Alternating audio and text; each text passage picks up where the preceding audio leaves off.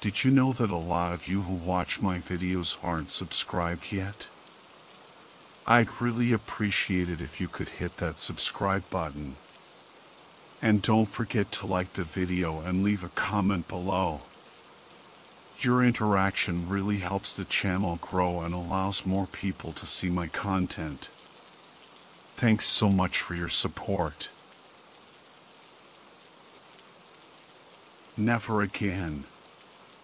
I'm never setting foot in the woods again. It's been years since that disastrous camping trip back in high school, but the memory still haunts me. I wasn't even a real cadet, just a tag-along.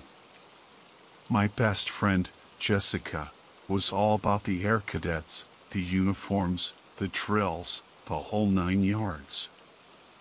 Me, not so much.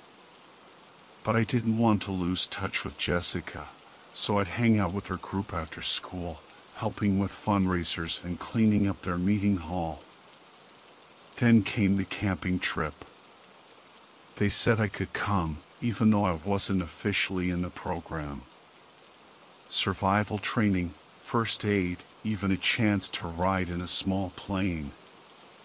My parents thought it would be a good experience, and I was just stoked to spend some quality time with Jessica. The first day was actually pretty fun. We set up camp in the Adirondack Mountains, learned how to build shelters, and practiced some basic first aid. Since I wasn't a real cadet, they just let me hang out with Jessica's group, as long as I didn't get in the way. While I was wandering around, gathering firewood, I noticed these weird, deep scratches on some of the trees. I asked if there were bears around, but everyone said no. They assured me there weren't any dangerous animals in these woods. I shrugged it off, but those scratches stuck in my mind. By nightfall, we were all exhausted and freezing. No one had warned me how cold it would get in the mountains. Jessica, being the awesome friend she was, saw me shivering and lent me a sweater. I noticed a flicker of hesitation on her face, but I didn't think much of it at the time. I was having a decent time, despite feeling a bit out of place. That is, until I overheard some of the other cadets talking while I was coming back from the bathroom. Why did they even let her come? One of them asked Jessica. My stomach dropped. I waited for Jessica to defend me. She doesn't have anything else to do, Jessica said. Besides, she's not that bad. Not that bad? Did Jessica actually think I was a burden? I mean, I knew I wasn't as skilled as the rest of them, but I thought I was at least trying. The only way to salvage this trip is to have her do all the chores and keep her busy while we do what we came here for, another cadet said, his voice full of annoyance. I'll see what I can do, Jessica replied. That was it.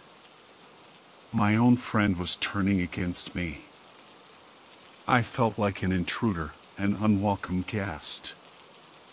I walked back to camp, plastering a fake smile on my face, determined not to make things any worse.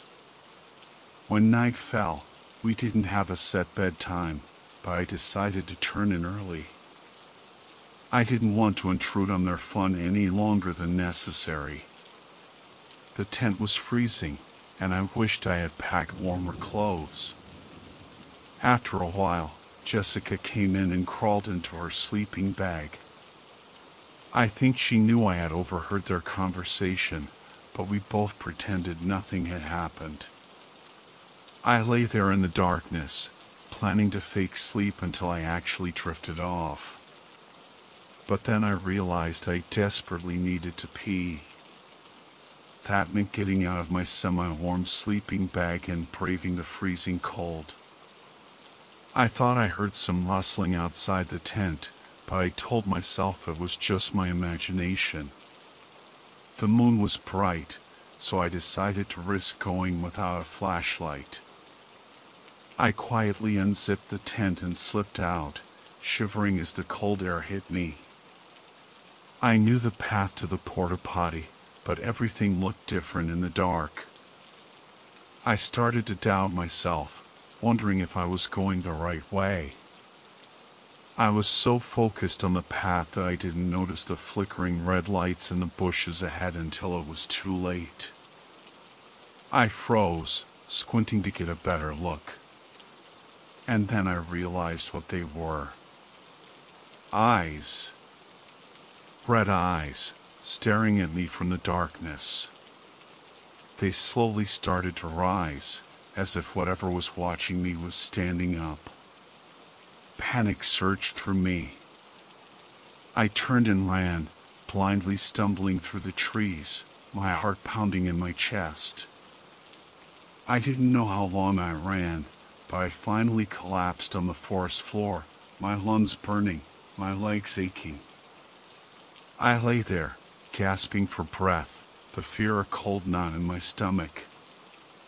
I had no idea where I was. The towering pines of the Adirondacks loomed around me, their branches forming a dense canopy that blocked out the moonlight. The only sound was my own ragged breathing. I was lost, alone, and terrified. I thought about Jessica and the other cadets. They were probably back at camp, laughing and telling stories around the campfire, completely oblivious to my plight. Maybe they wouldn't even notice I was gone until morning. Or maybe they wouldn't care. Maybe they were glad I was gone. Maybe they thought I was a burden, a nuisance, a tag-along who didn't belong. The thought made me feel even more alone. I hugged my knees to my chest, trying to conserve warmth, but the cold seeped into my bones. I was going to die out here, alone and forgotten. A wave of self-pity washed over me.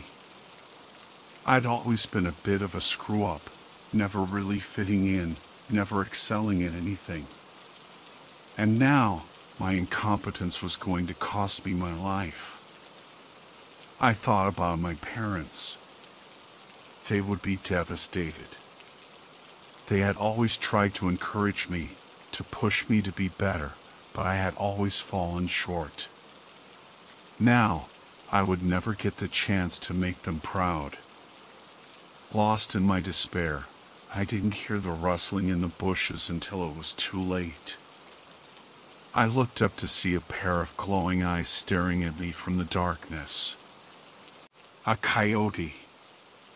Its lean form emerged from the shadows, its eyes fixed on me with predatory intensity. I could see its sharp teeth glinting in the moonlight. I knew I was no match for a coyote.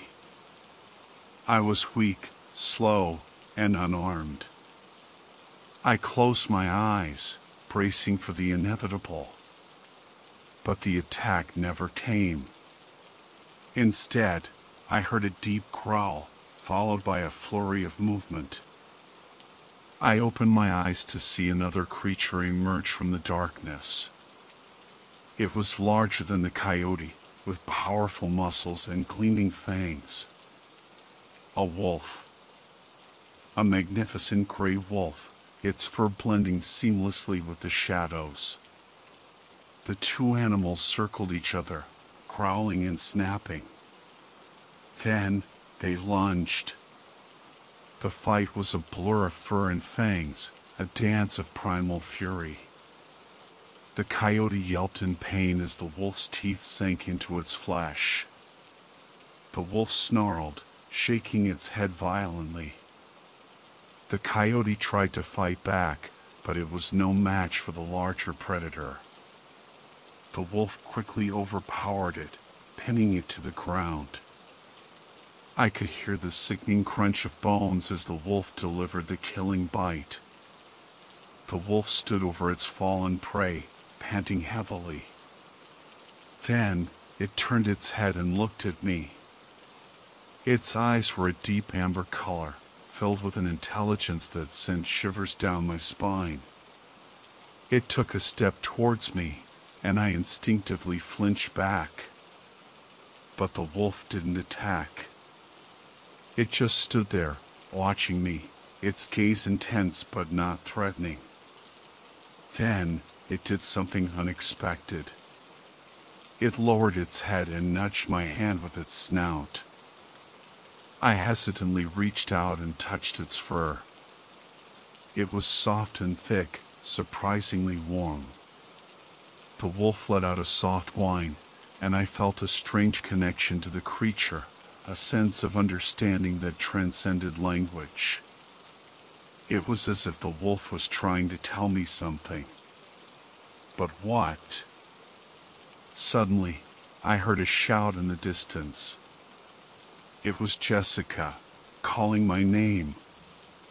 The wolf looked up, its ears twitching. Then, it turned and disappeared into the darkness. I stood there for a moment, my heart still pounding, my mind reeling from the encounter. Then, I ran towards Jessica's voice, my fear replaced by a newfound hope. I had been lost, alone, and terrified. But the wolf had found me, protected me, and led me back to safety. I would never forget that night in the Adirondacks, the night I encountered the wolf, the night I learned that even in the darkest of times, there is always hope.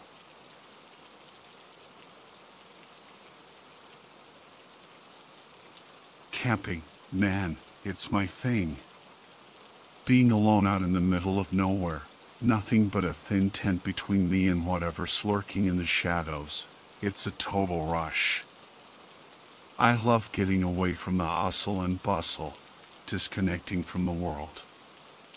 But yeah, I'm not gonna lie, it can get creepy. One minute you're all zen, enjoying the peace and quiet, and the next minute you're convinced a serial killer is hiding in the bushes, ready to strike. All it takes is a twig snapping or an owl hooting, and your imagination goes into overdrive. Still, I'm a seasoned camper. I take all the necessary precautions. My family knows my itinerary. I've got up-to-date maps, a satellite phone for emergencies, a reliable vehicle with spare tires and extra fuel, enough water to survive a desert trek, and a first aid kit that could rival a small hospital. I also do a ton of research before every trip. Weather patterns, local wildlife, you name it. This time, I was heading to Australia, the land of venomous snakes and giant spiders, so I was extra diligent about learning about the local critters.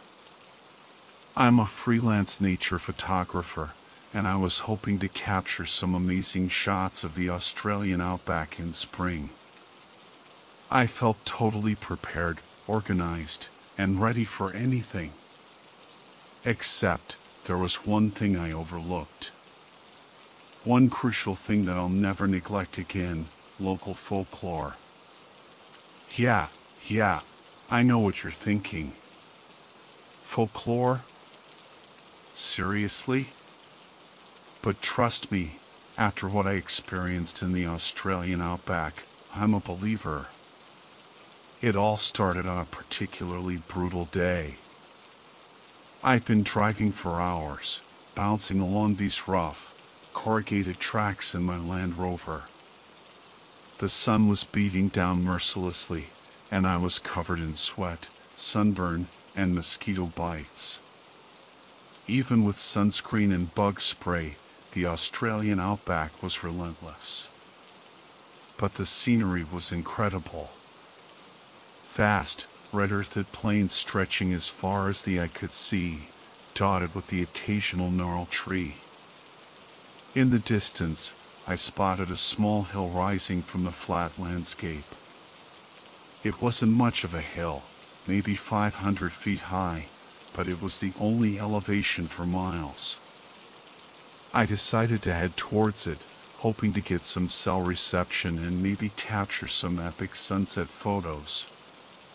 By the time I reached the base of the hill, it was late afternoon. I set up camp on the hard-packed soil and grabbed my gear for the climb. It was a tough scramble, even for a seasoned hiker like me. Thorny bushes snagged at my clothes, and loose rocks threatened to send me tumbling. But I finally reached the top, my hands and clothes stained red with the ubiquitous outback dust. No cell reception, but I wasn't worried. I had my satellite phone if I needed it. The view was amazing, though. A 360-degree panorama of endless red dirt and scrubby vegetation.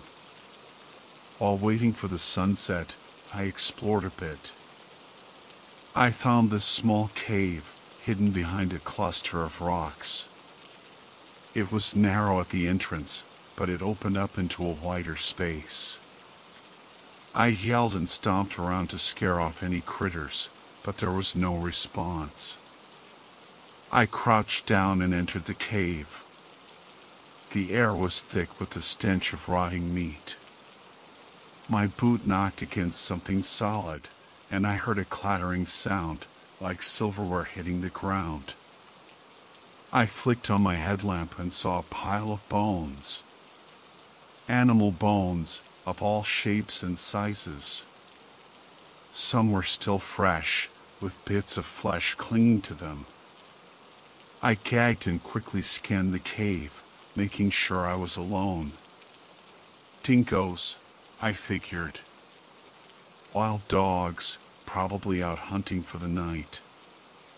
There were bones and carcasses scattered throughout the cave, along with depressions in the dust where the animals must have slept. I didn't stick around long. I knew my scent would freak out the dingoes when they returned. Back outside, I snapped a few photos of a wedge-tailed eagle soaring overhead and then settled in to watch the sunset. It was peaceful, being the only human for miles around.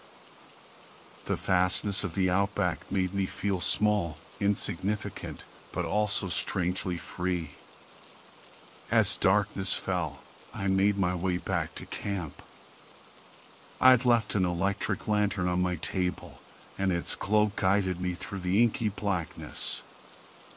But as I walked, I saw the lantern fall from the table. It didn't just fall, though. It arced upwards, as if something had lifted it and then dropped it with force. The lantern hit the ground with a sickening crunch, the light going out.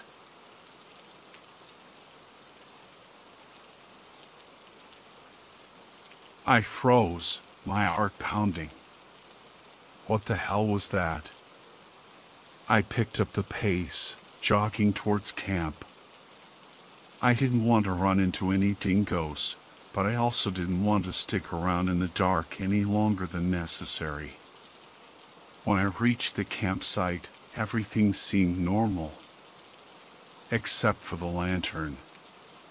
It was crushed, as if something incredibly heavy had stepped on it. Then, I heard it. The most terrifying sound I've ever heard in my life. A chorus of high-pitched, undulating cries, echoing through the night. Dingoes. But they sounded so distant, like they were miles away. And the sound was unsettling. It sent shivers down my spine. I grabbed my car keys and dragged my sleeping bag out of the tent. I was sleeping in the car tonight. No way was I staying in that tent. I climbed onto the roof of the Land Rover and turned on the spotlight I had mounted there. I slowly scanned the clearing, searching for any sign of movement. At first, I saw nothing. But then, at the very edge of the light beam, I spotted two milky white dots. Eyes. glowing in the darkness. I froze, my blood turning to ice. The eyes tilted, as if they were looking at me. Then, I saw more eyes, closer now, and I could make out shadowy figures, tall and lanky, with impossibly long limbs. I switched off the spotlight and jumped down from the roof, my heart pounding in my chest. I fumbled for my keys, my hands shaking. Suddenly, the ground started to shake. I heard a ripping sound, and I knew the creatures were tearing apart my tent. Adrenaline surged through me. I wrenched open the car door, threw myself inside, and jammed the key into the ignition. The engine sputtered to life, and I slammed my foot on the accelerator. I didn't look back. I just drove, as fast as I could, away from the terror of Black Bear Ridge. The rough terrain was a blur in my headlights. I didn't dare slow down, terrified that those things were still on my tail. Every shadow, every rustle of leaves, sent my heart racing. I drove through the night, the fear a constant companion. The road seemed endless, stretching into the darkness like a black ribbon. The only sounds were the rumble of the engine and my own ragged breathing. As dawn broke, painting the sky in hues of orange and pink, I finally spotted a familiar landmark, a barbed wire fence marking the boundary of a cattle station I'd stopped at the day before. Relief washed over me. Civilization. I had made it. I pulled up to the farmhouse, my body shaking with exhaustion and adrenaline. The owner, a weathered old rancher named Jack, was sitting on the porch, sipping his morning coffee. He looked up in surprise as I stumbled out of the Land Rover, practically collapsing on his doorstep. "Whoa there, Missy," he exclaimed, rushing over to help me. "You all right?" I could only nod, too shaken to speak. He led me inside, sat me down at his kitchen table, and poured me a steaming mug of coffee.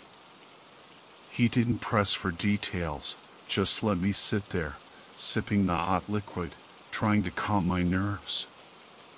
Finally, I managed to stammer out, Something happened to me last night." Jack just nodded, his expression unsurprised. "Yeah," he said calmly, "you strayed west, didn't you?" I frowned. "West? I don't understand." "Quincan territory," he explained. "My people don't go there. Never have. Too much mischief." "Quincan?" I repeated, confused. "What are Quincan?" Jack shrugged. "Spirits. Tricksters. They live in those hills." He pulled out a book filled with photos of ancient Aboriginal cave paintings. They depicted strange, elongated figures with large eyes and elongated limbs, just like the creatures I had seen in the spotlight. "Something like that?" Jack asked, pointing to the paintings. I nodded, chills running down my spine. But they were real. I saw them. Jack just nodded again, as if it was the most normal thing in the world. He told me about the Quincan, how they were mischievous spirits who could shape-shift and mimic voices. He said they were mostly harmless, but they could be dangerous if provoked. He also warned me about another creature, the Turamuli, a more malevolent spirit that lurked in the darkest corners of the outback. He said it was incredibly strong and could tear apart metal with its bare hands. That's what got your tent, Jack said, examining the claw marks on my Land Rover. Lucky it didn't get you. I shuddered, remembering the terrifying sound of the tent ripping and the feeling of the ground shaking beneath my feet.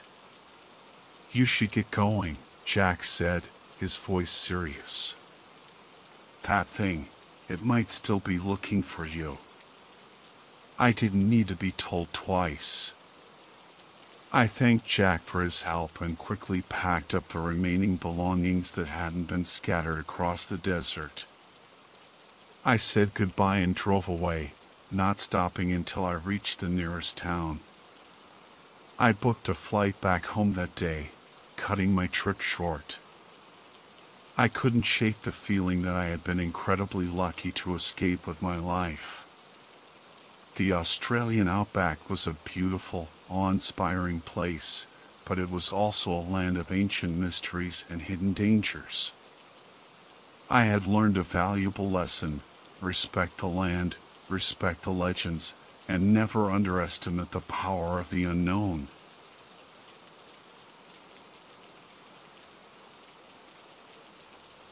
I can never bring myself to go into the woods again. Not after what happened a few weeks ago in the Shawnee National Forest. I've always been a city boy, born and raised amidst the noise and concrete. So when my best friend and boss, Alex, invited me on a camping trip, I wasn't exactly thrilled. The thought of sleeping in a tent, surrounded by spiders, centipedes, and God knows what else, made my skin crawl. But Alex was so excited, like a kid on Christmas morning, that I couldn't say no. He had planned a 5-day hiking and camping expedition through the Shawnee, which bordered a Native American reservation. Alex, being part Cherokee, was eager to explore the area's history and scenery.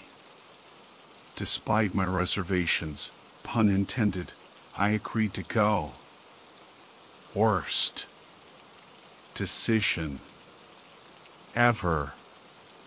Fast forward a few weeks, and there I was, sweating, covered in mud, lugging 60 pounds of gear on my back, and wondering what the hell I had gotten myself into. We were 2 days into the trip, deep within the reservation boundaries. The forest here had a different feel, a primal energy that both Alex and I noticed.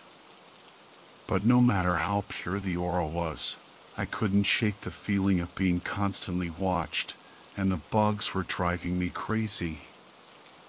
After battling a swarm of mosquitoes the size of hummingbirds, I finally snapped. When are we setting up camp, Alex? I whined. My legs are killing me. Alex consulted his map. There's an old Cherokee burial ground over that ridge, he said, pointing towards a hill in the distance. I thought it would be cool to camp there for the night. I hesitated.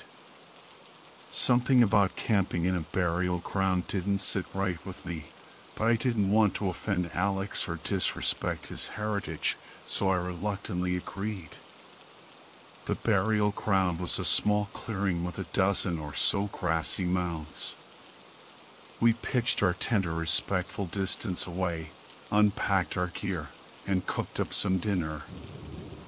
Afterward, Alex, exhausted from the day's hike, drifted off to sleep. I, on the other hand, was wide awake.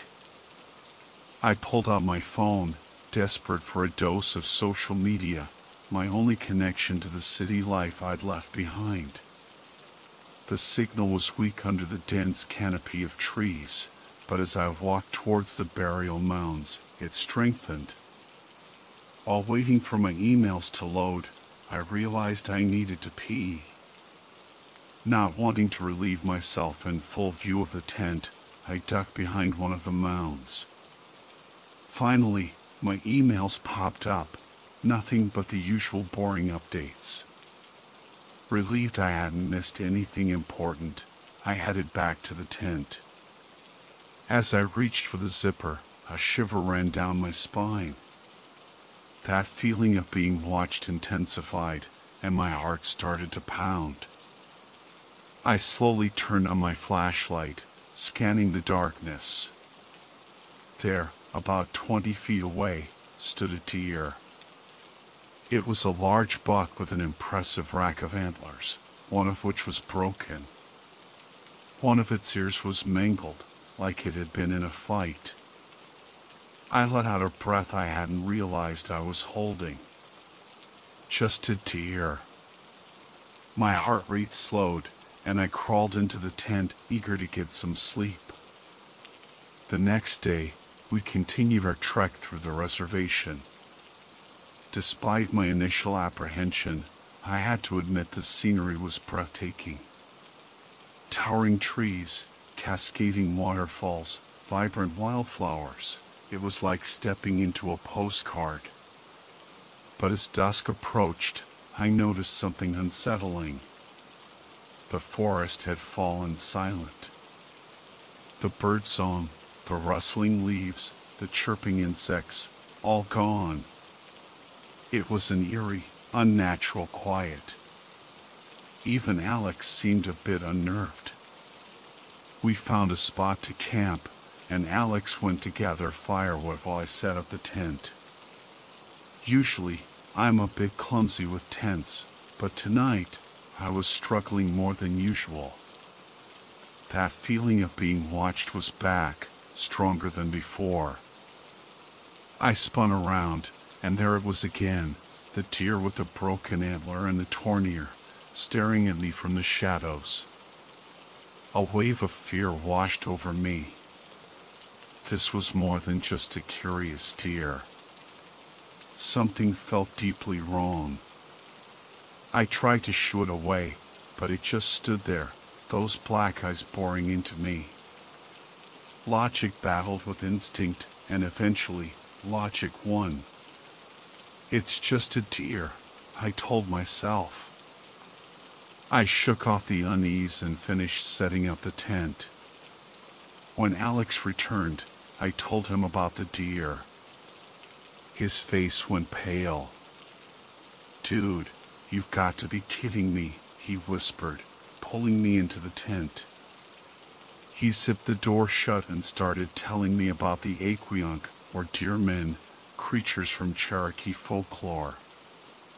He described them as tall, shadowy figures that could shapeshift into deer or other forest animals. "They're like demons of the forest," he said, his voice hushed. "They prey on unwanted visitors, people who disrespect the land." He recounted stories of early settlers who had been brutally killed after encroaching on Cherokee territory. My hands started to shake. Alex, seeing my fear, burst out laughing. "Come on, man, don't tell me you believe in forest demons," he chuckled. I punched him in the arm, trying to mask my fear with bravado. But that night, sleep wouldn't come. My dreams were filled with images of shape-shifting creatures, their eyes glowing in the darkness, their antlers sharp as knives.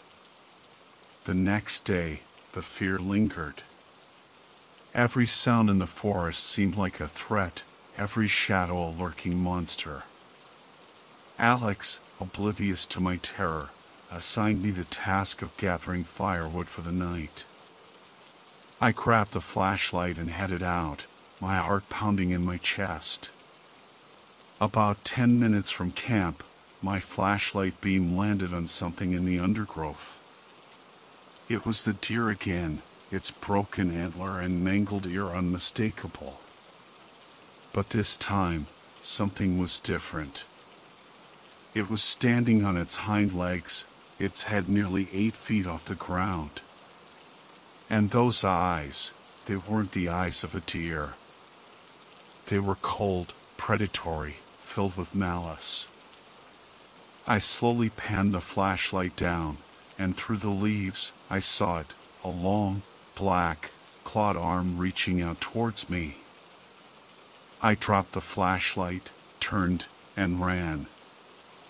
I ran faster than I'd ever run in my life, my lungs burning, my legs screaming in protest.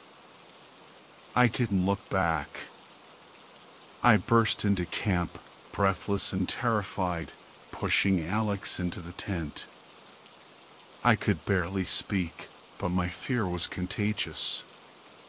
We grabbed our camping knives, our only weapons, and huddled in the tent, peering out into the darkness, waiting for the inevitable attack. Dawn finally arrived, and we were still awake, our nerves frayed, our bodies exhausted. Alex, finally understanding the gravity of the situation, consulted his map. We could make it to a nearby road and call for a ride before nightfall. We abandoned most of our gear, keeping only the essentials, and set off at a brisk pace. We reached the road, called a cab, and made it back to our cars. Alex still seemed skeptical, but I knew what I had seen. "Go home, get some rest," he said as he dropped me off. "We'll meet for drinks tomorrow and talk about it then." I nodded silently, relieved to be back in the city, back in familiar territory. I hurried up the stairs to my apartment, eager to collapse into bed. But as I stepped inside, I noticed a strange, metallic smell in the air. It was faint, but unmistakable. I flicked on the bedroom light, and my blood ran cold. There, on my bed, lay the deer. Its broken antler, its mangled ear, its cold, dead eyes staring up at me. The police arrived, and the investigation was inconclusive. The deer had been skinned, its face fashioned into a grotesque mask. There was no sign of forced entry, nothing stolen. The only other clue was a series of long, deep gashes across my bed, as if made by claws. The detectives chalked it up to vandalism, some meth heads messing around. But I knew better. The Aquionk, the deer man, had followed me home. And it was a message, a warning. I had trespassed on its land, and it wouldn't be forgotten.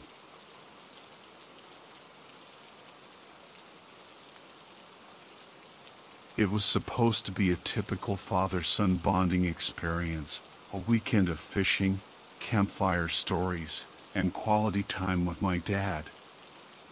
I was 12, awkward, and more interested in my Game Boy than the great outdoors, but Dad insisted it would be good for me. So, off we went to Lake Willow, a secluded spot nestled deep in the California redwoods. We arrived early afternoon, the sunlight filtering through the towering trees, casting long shadows across the forest floor. Dad, ever the outdoorsman, had our tent set up in minutes, a canvas haven nestled beside the shimmering lake. The air was crisp, with the scent of pine needles and damp earth, a welcome change from the city smog I was used to. As dusk settled, Dad built a campfire, the flames licking at the logs, casting a warm glow against the encroaching darkness. He cooked hot dogs over the crackling fire, their smoky aroma mingling with the scent of pine. We sat on our folding chairs, the silence broken only by the crackling fire and the distant hoot of an owl. Dad, ever the astronomer, pointed out constellations, weaving tales of ancient heroes and mythical beasts. After we ate, Dad told me to turn in for the night. He wanted to stay up and enjoy the peace and quiet, he said. I crawled into the tent, the nylon walls a thin barrier against the sounds of the night. I zipped the flap closed, snuggled into my sleeping bag, and closed my eyes, the symphony of crickets lulling me to sleep. But then I heard it. A whisper, soft and sibilant, just outside the tent. At first, I thought it was just the wind rustling the leaves. But it persisted, growing louder, more insistent. It sounded like someone calling my name. Ethan? A shiver ran down my spine. I sat up, my heart pounding. Ethan, come out. The voice was closer now, right beside the tent. It was a woman's voice, soft and alluring, yet laced with an unsettling urgency. Fear gripped me. I called out for my dad, my voice trembling. Dad? Dad, are you there? Silence. Only the crackling of the campfire and the whispering voice answered me. Ethan, don't be afraid. Come out. I couldn't take it anymore. I unzipped the tent flap and peered out into the darkness. The campfire had died down to embers, casting an eerie glow on the surrounding trees. I couldn't see anyone. Dad? I called out again, my voice barely a whisper. Then I heard him. His voice, faint and distant, echoing across the lake. Ethan. Ethan, come here. He sounded panicked.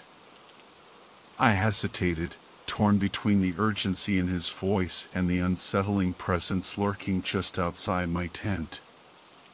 Ethan, come out now, the woman's voice whispered again, closer than before. I made my decision. I had to get to my dad. I scrambled out of the tent and sprinted towards the lake, the whispering voice growing louder, more frantic, behind me.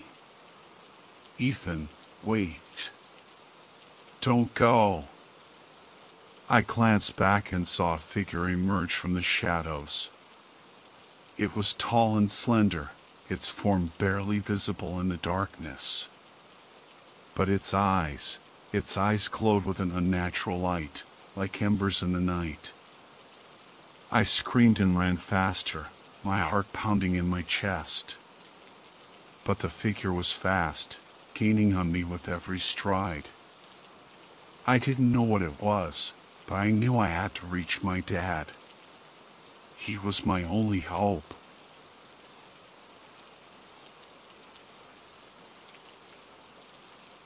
I burst through the trees onto the lake shore, gasping for breath. The moon painted a shimmering path across the water, leading straight to my dad, who stood on the opposite bank, his silhouette stark against the moonlit sky. Dad! I screamed, my voice hoarse and ragged. He waved frantically, beckoning me closer. Ethan! Hurry! I plunged into the icy water, the cold shocking my system. I waded through the shallows, the water growing deeper with each step. I could feel the current tugging at my legs, pulling me further from the shore. But I pressed on, my eyes fixed on my dad, my only refuge in this terrifying landscape. The whispering voice pursued me, echoing across the water, its tone laced with desperation. Ethan, stop. Come back. I ignored it, my fear fueling my determination. I had to reach my dad. He would protect me. Finally, I reached the opposite shore, stumbling onto the rocky beach, my legs shaking with exhaustion.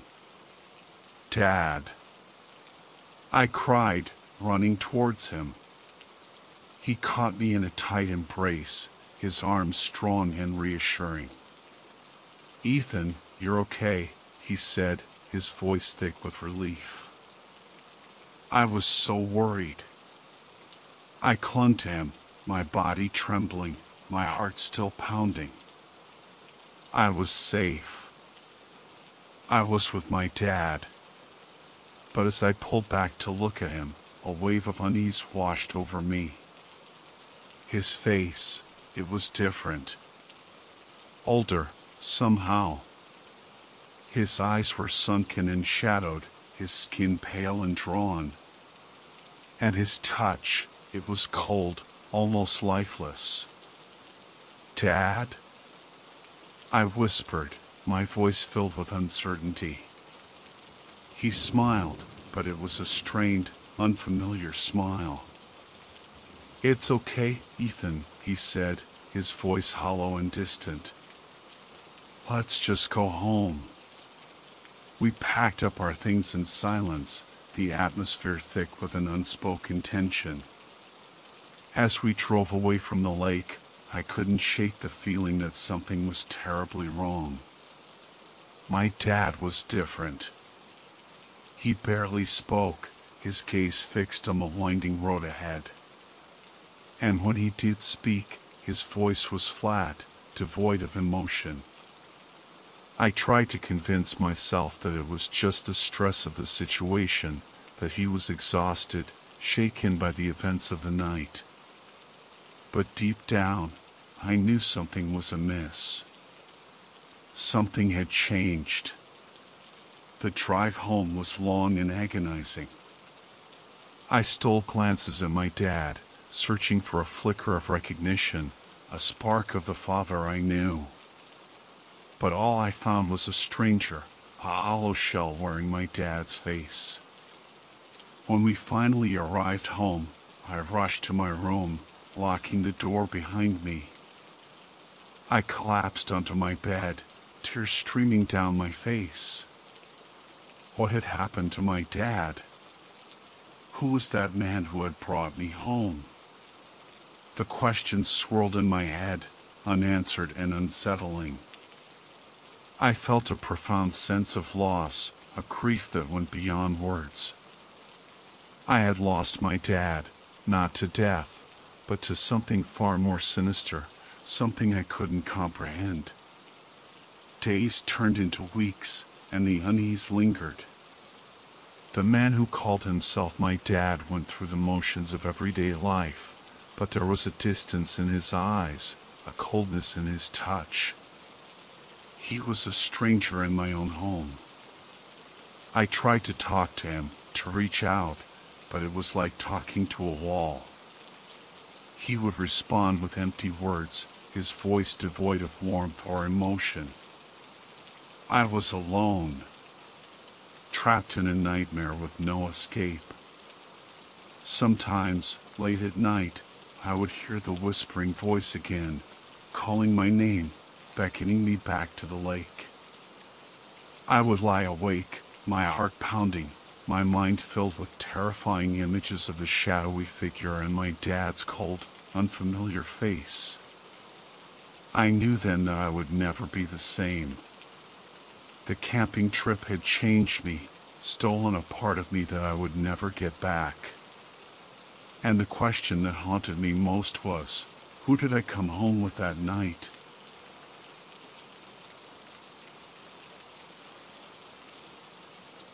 Camping's my thing. Always has been. Growing up in Missoula, Montana, meant having the wilderness practically on my doorstep. But even with all those amazing campsites nearby, the best ones were always the secluded ones, the hidden gems tucked away in the depths of the forest. Those were the places where you could truly escape the crowds and connect with nature. Of course, being a horror fan, I also knew the potential dangers of venturing too far off the beaten path. Every slasher flick, every creepypasta, every campfire story about missing hikers, they all played on the fear of what lurks in the shadows of the wilderness. But those were just stories, right? Well, that's what I used to think. After high school, I ended up at the University of Oregon. My dad had gone there, and they offered a decent scholarship for legacy students. Plus, Oregon was another outdoor enthusiast's dream, with its lush forests, rugged mountains, and endless hiking trails. I met this guy, Caleb, who was like a walking encyclopedia of camping knowledge. He had this tattered old map, covered in handwritten notes and highlighter markings, with directions to all the best hidden campsites in the Pacific Northwest. He was our unofficial leader, always knowing a spot. If it was a good spot, he'd mark it in green. If it sucked, red. There were a few other colors too, but those were rare. Caleb looked the part, too. Long hair, beard, tattoos, the whole outdoorsy vibe. But he wasn't just some poser. He spent every free moment exploring the wilderness, always searching for that perfect secluded spot. So, when he told us about this amazing new campsite his cousin had discovered a few hours south, we were all in. I mean, how often do you find a place that none of your friends have been to before? We met up at Ashley's place to pack her truck. Ashley's parents were loaded, and she had just gotten this badass Jeep Wrangler as a graduation present. My roommate, Emily, and I showed up first, with a cooler full of beer as a peace offering for Ashley. We weren't technically old enough to drink, but Emily had a pretty solid fake ID, and we've been getting away with it for years. Ben was next, with his giant tent and a Costco-sized bag of trail mix. Caleb arrived last, looking all excited. "All right, road trip rules," Ashley announced as we piled into the Jeep. "I control the music." "New Jeep, new rules," I shot back. "I say we amend that policy." "Seriously, I'm not listening to country music the whole way," Ben groaned. "You guys have no taste," Ashley scoffed. We eventually agreed on a music rotation and set off for Caleb's cousin's spot, Devil's Gulch. Apparently, Devil's Gulch was so off the grid that it wasn't even on the internet. We had to rely on old-school directions and landmarks, which felt kinda adventurous, actually. After 3 hours of driving, and a surprisingly diverse playlist, we finally turned off the main road onto a gravel track. Another half hour of bumping along, and the trail just ended. "This is it," Caleb said, grinning. "Let's grab our stuff and get set up before it gets dark." We followed him through the woods until we reached this incredible clearing. Towering redwoods all around, a crystal clear stream babbling nearby, a perfect spot for camping.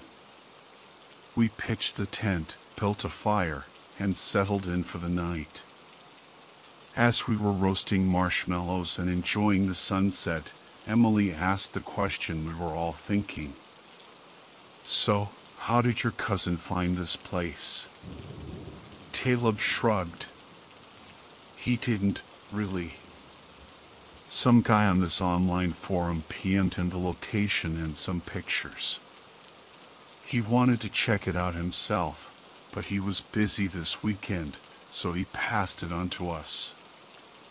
"Sounds like the start of a horror movie," Emily laughed. "Random stranger gives you directions to a mystery camping spot." "Bring it on," Ben said, flexing his biceps. "I'd like to see some psycho try to mess with us. I've got 6 bullets with his name on them." Caleb rolled his eyes. "Relax, man. The guy was legit. We're good." We all laughed, but a shiver ran down my spine. Emily was right. This did feel like a horror movie setup. Later that night, as we were getting ready for bed, Ben went to take a leak. When he came back, Emily zipped the tent flap closed and said, "Password." "Seriously?" Ben groaned. "Are you in middle school?" "Rules are rules," Emily said, giggling. "Fine," Ben sighed. "The password is." "You're all a bunch of idiots. Now let me in. I'm freezing my ass off." We all laughed, and I exchanged a knowing glance with Ashley. She and Ben totally had a thing for each other. "Nope, that's not it," Emily said. "Try again." We heard Ben shuffling around outside. "This is so stupid," he grumbled. "Please." "Come on in," Emily said, finally relenting. We always slept together in one big tent when we camped in the fall or winter. It was warmer that way, and it was easier than hauling 5 separate tents. Plus, Ashley was like a human furnace, so it was always nice to have her in the middle, radiating heat. I woke up suddenly, with this weird sense of anxiety. I couldn't figure out why I was awake. It was like I just snapped out of sleep. I saw Ben crouch by the tent flap, holding it closed. "Ben?" I whispered. "Shoo," he hissed. "I think there's something outside. Maybe a bear or something. Should we wake the others?" I asked. "Nah," he said. "I'm not worried." "Did the sound wake you up too?" I shook my head. "Oh," he said. It brushed up against the tent by my face, and it sounded pretty big, like. He was interrupted by a shuffling sound outside. It did sound big. We exchanged a nervous glance, and I kicked the others awake. "What the hell?" Ashley groaned. Caleb shushed her, and we all listened. More shuffling. Closer this time. Ben had his hand on his backpack, ready to grab his gun if it was a bear. Ben peered through the mesh. "Guys," he whispered, "I don't think it's a bear." Just then, the thing moved right in front of the tent flap. And it spoke.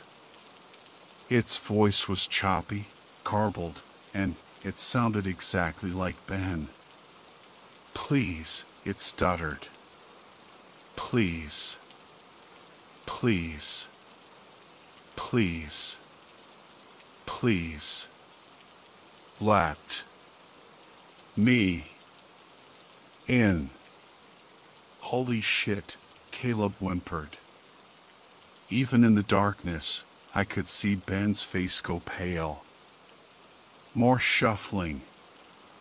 "I'm freezing. Please. Please let me in. Let me in. Let me in," it rasped in Ben's voice. "Who's out there?" Ben shouted, his voice trembling. "Who's out there?" The thing mimicked Ben's tone for each word, the sentence a jumbled mess. "Who's in there?" I said, "Who's out there?" "I have a gun." Ben's voice cracked with fear. Ashley and I exchanged a terrified look. Emily was shaking uncontrollably. We knew this wasn't human. I'd read the stories, seen the movies. This was something else. Something not right. Con. Con. Con. It was like the thing was trying out the word, testing it. Let me in. I am freezing to death. Please, please, please, it moaned, its voice getting smoother, more like Ben's with every word. Ashley crawled forward and slammed her hands against the tent mesh. No! Go away! Rapid shuffling. No, no, no, it screamed in a distorted version of Ashley's voice. No, please let me in. In freezing. Then, in a voice that sounded like a chorus of different people, it said, I'm starving. Ben choked back a sob and pulled his gun from his backpack. No! Caleb hissed. Ben, don't. But it was too late. Ben fired through the mesh, emptying the clip. An ear-splitting shriek echoed through the night, and the shuffling retreated. To the jeep. Now! Caleb yelled, unzipping the tent flap and scrambling out. We followed him, stumbling through the darkness, leaving everything behind. I could hear the thing crashing through the trees, its awkward gait and snapping branches echoing through the night.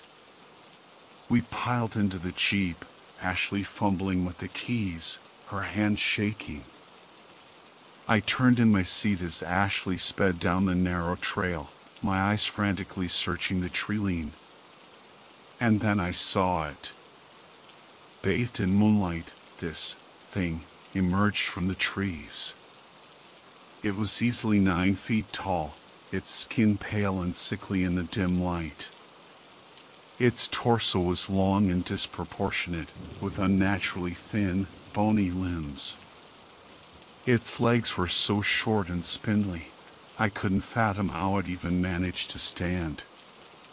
Its arms, though equally thin, were incredibly long, dragging on the ground as it moved. It had hands that were almost human, with 4 elongated fingers and a claw-like thumb. But it was the head that truly horrified me. It was grotesquely large, with a massive mouth that seemed to split its entire face, filled with rows of mismatched teeth. It had no nose, just empty sockets where its nostrils should have been. And its eyes, they were huge, black pits, reflecting the moonlight like a predator's. Just below its chin was a large, pulsating sac, like some kind of grotesque tumor. Ashley floored it, and we careened down the trail, the jeep bouncing violently over rocks and ruts. I could hear the creature's enraged shrieks echoing behind us, its heavy footsteps pounding the earth. We burst out onto the main road, the creature still in pursuit. Ashley slammed on the brakes, sending the jeep skidding sideways. We all screamed as the creature lunged, its long arms reaching for us. But just as it was about to grab Emily, Ashley slammed the jeep into reverse and gunned it. We lurched backward, narrowly avoiding the creature's grasp. It stumbled, its long limbs flailing wildly. Ashley spun the jeep around and sped off in the opposite direction, leaving the creature behind. We didn't stop until we reached the highway, our hearts still pounding in our chests. We didn't speak a word the entire ride back to Eugene. The only sound was Caleb's shaky breathing as he pulled out his map and marked Devil's Gulch with a purple X. We haven't been camping together since. Sometimes I think about Caleb's map with all those markings in different colors. I wonder what else he's encountered out there in the wilderness. He was fearless, always pushing the boundaries, always searching for that perfect secluded spot. I still camp sometimes, but only in established campgrounds, close to other people. The memory of that night at Devil's Gulch is still too vivid, too terrifying. I'll never forget the creature's chilling voice, its grotesque appearance, and the feeling of pure terror that gripped me as we fled for our lives. The Pacific Northwest is a beautiful, wild place, but it holds secrets. Dark, ancient secrets that are best left undisturbed.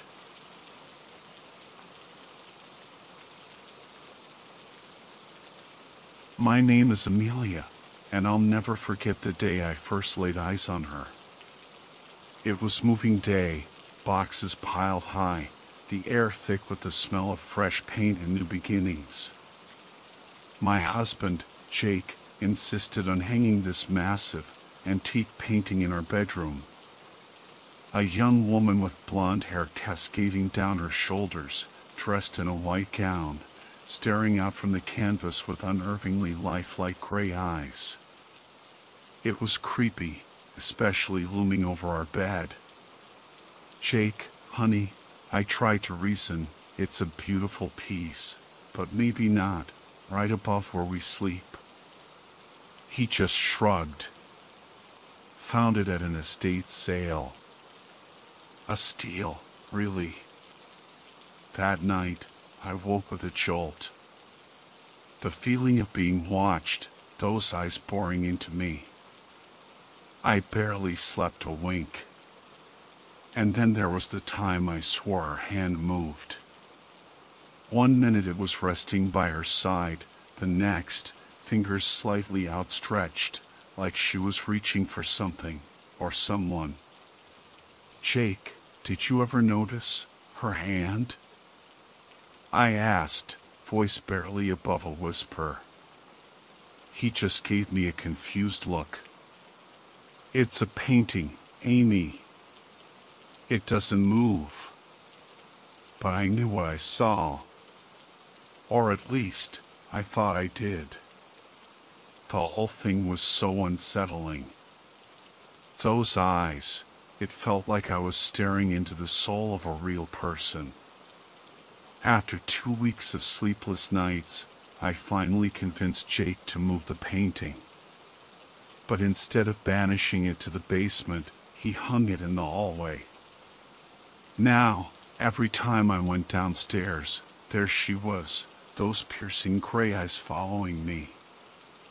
One night, I nearly tripped and tumbled down the stairs, mistaking her for a real person in the dim light. Jake, please. I begged the next morning. That painting has to go. He laughed it off, thinking I was overreacting. But he finally agreed to move it into his home office. Problem solved, right? Wrong. Jake started spending more and more time in his office.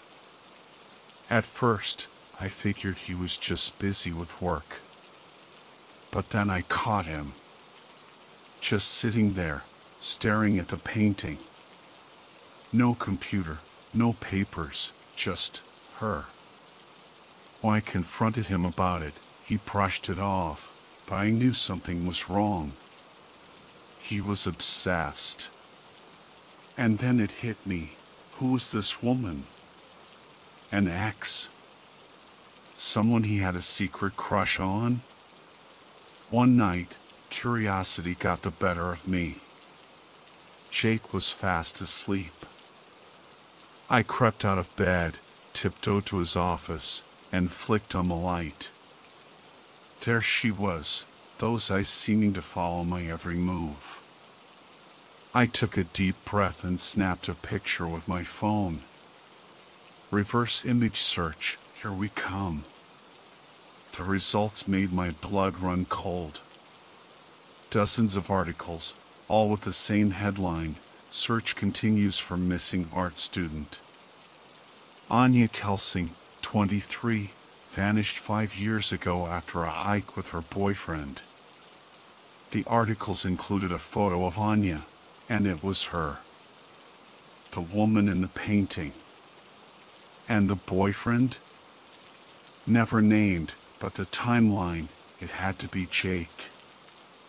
My heart pounded in my chest. I had to get out of there. But as I turned to leave, I heard footsteps.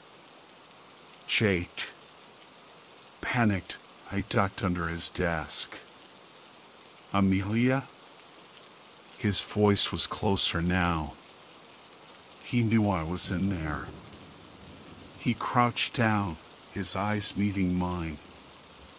You figured it out, didn't you? What did you do to her, Jake? I whispered, fear gripping me. He gave a chilling laugh. So you think I'm a murderer? I tried to play it cool, to backpedal, but it was too late. He knew I knew. You should have just left it alone, he said, his voice devoid of emotion. I'm sorry you had to find out this way. He lunged. But just then, a loud crash echoed through the room. The painting had fallen from a wall, giving me the split second I needed to break free. I scrambled out from under the desk and sprinted for the door, Jake hot on my heels. I burst out of the house and into the night, screaming for help. Neighbors' lights flicked on. Someone called 911. It was over.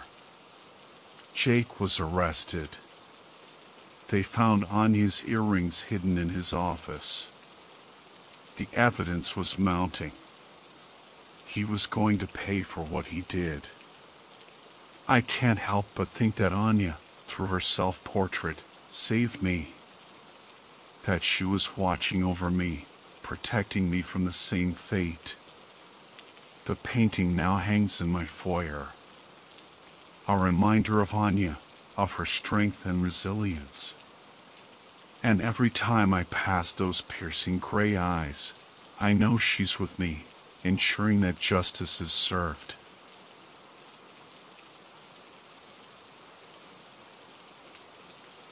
It was a mistake going hiking with Jason. We've been friends since forever, but he's always been a pain. 5 minutes in, he ditches the trail, yelling back, "Screw the trail." What else could I do? I followed.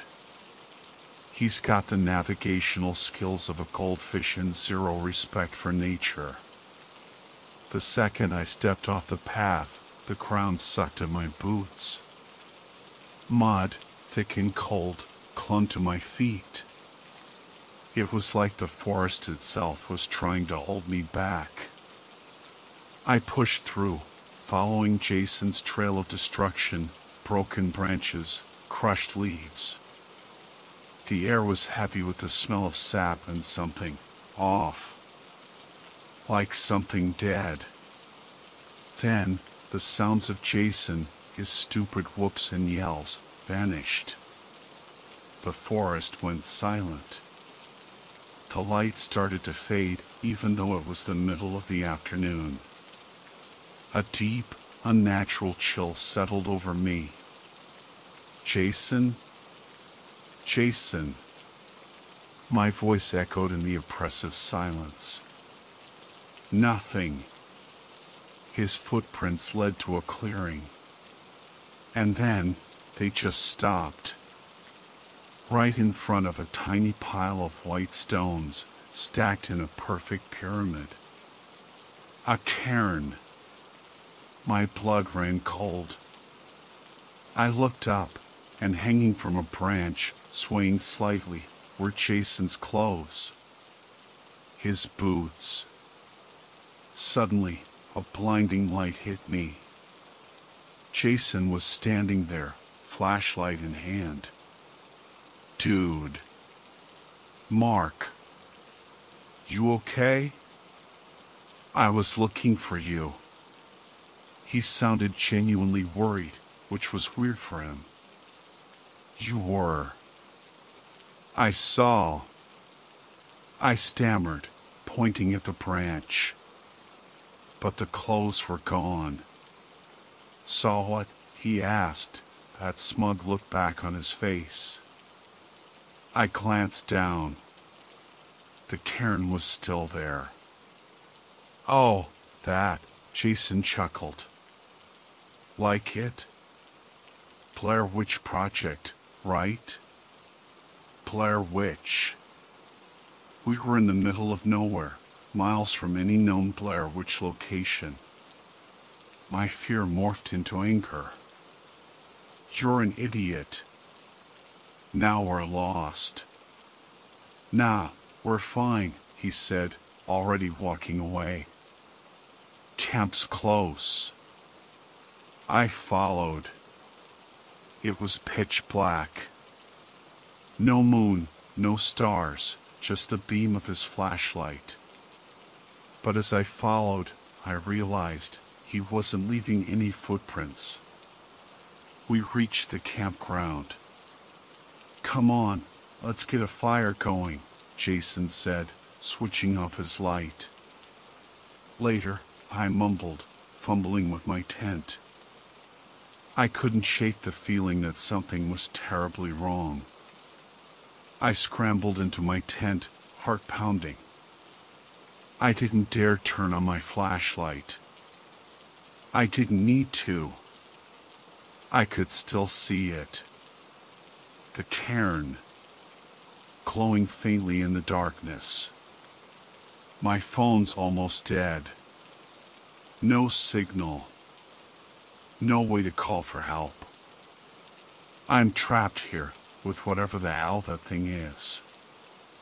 It's out there, toying with me. I hear it moving around the tent, sometimes fast, sometimes slow. Like it's playing. I don't know what's going to happen. But I know one thing, I shouldn't have gone hiking with Jason.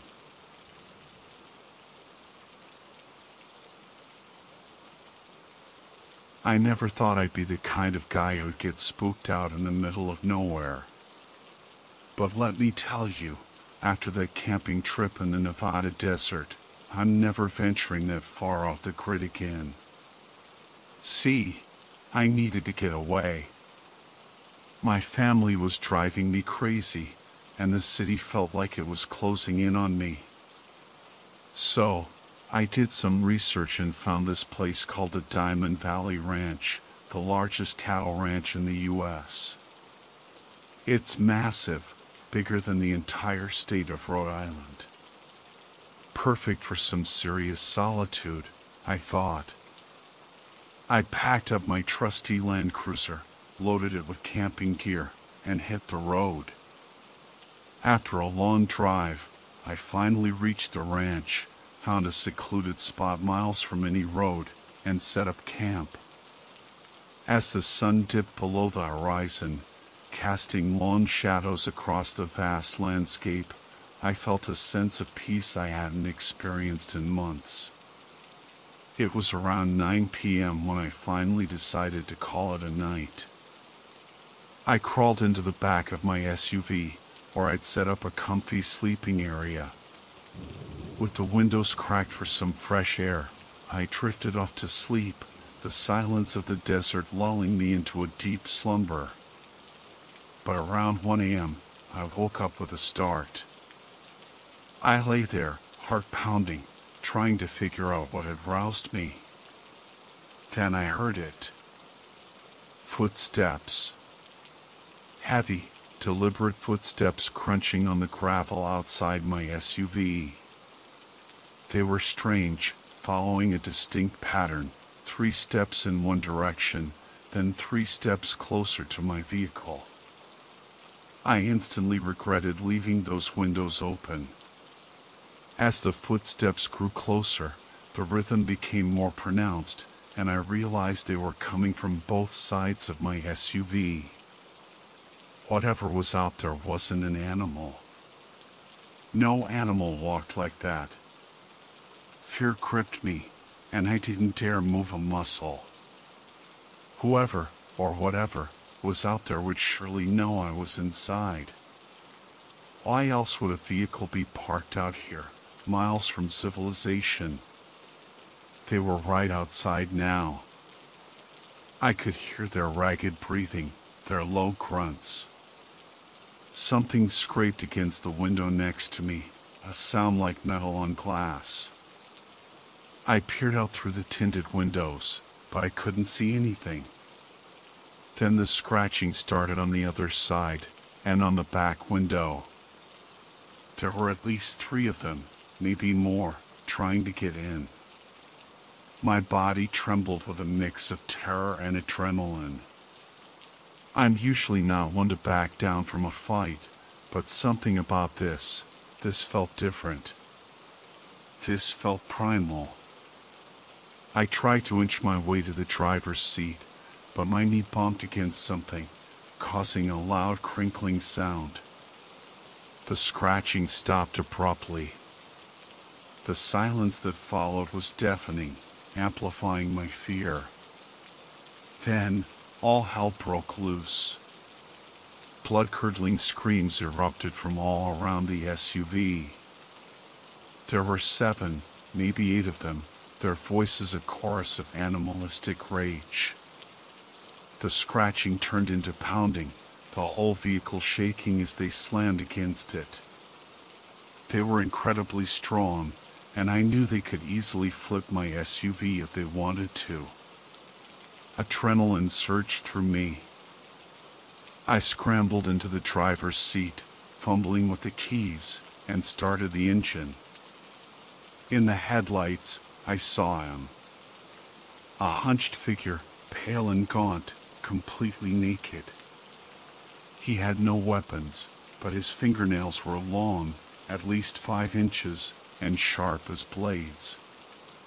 It was the only thing about him that seemed off. 6 more figures emerged from the darkness, their screams echoing across the desert. They were all different, men and women, but they shared the same pale skin, the same elongated nails, the same nakedness. I slammed the SUV into gear and floored it. They sprinted after me, their screams mingling with the roar of the engine. In the red glow of the taillights, they looked demonic, their shadows stretching long and distorted across the uneven terrain. I was hitting 40 miles per hour, but they were keeping pace. I drove for what felt like miles, the rugged path jolting the SUV violently. Finally, they faded from view, their screams swallowed by the vastness of the desert. I stopped the car, my body shaking, tears streaming down my face. I had escaped, but the fear lingered, a cold knot in my stomach.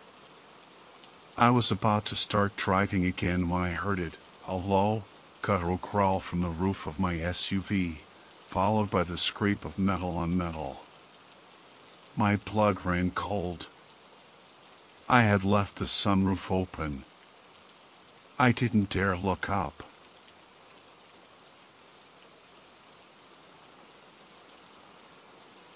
I don't go camping anymore.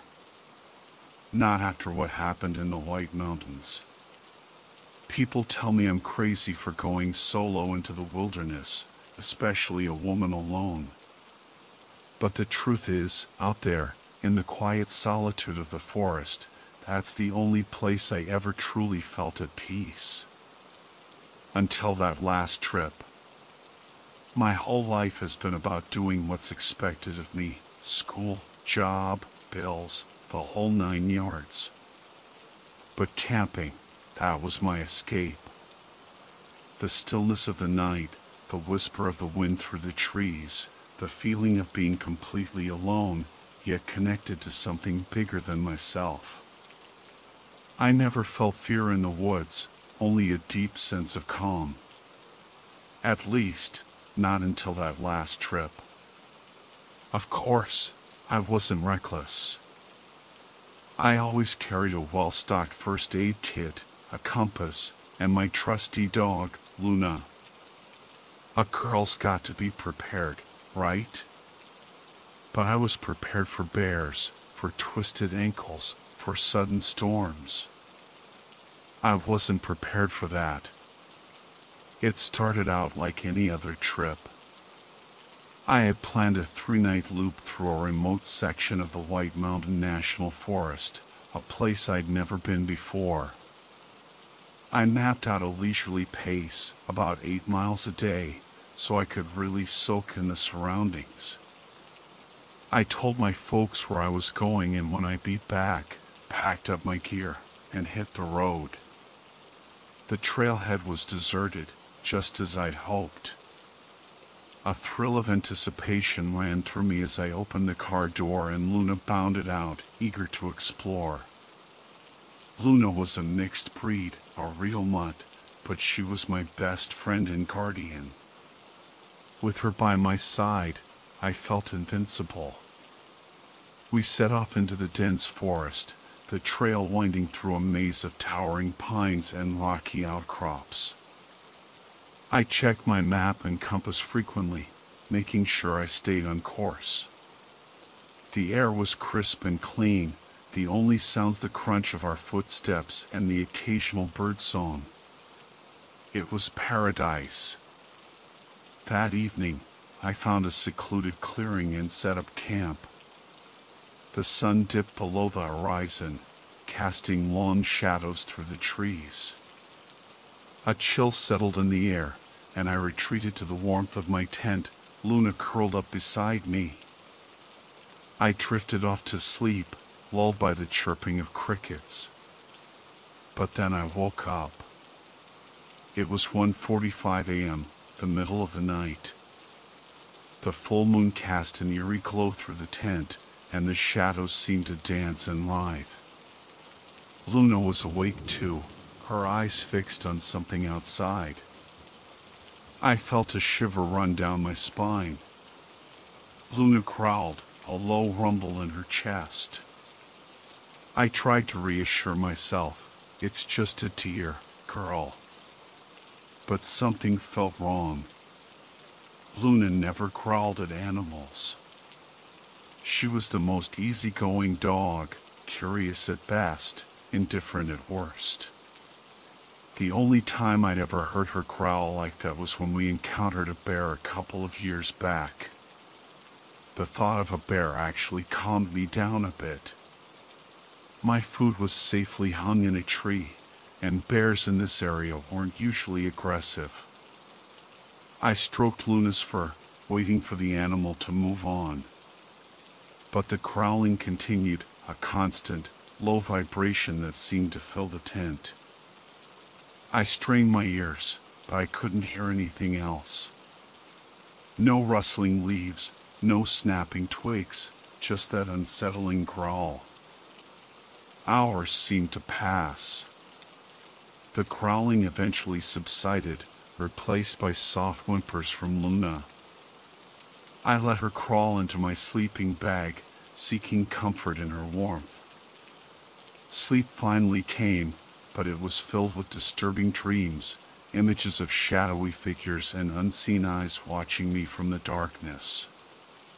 Morning arrived, and I was filled with a sense of unease.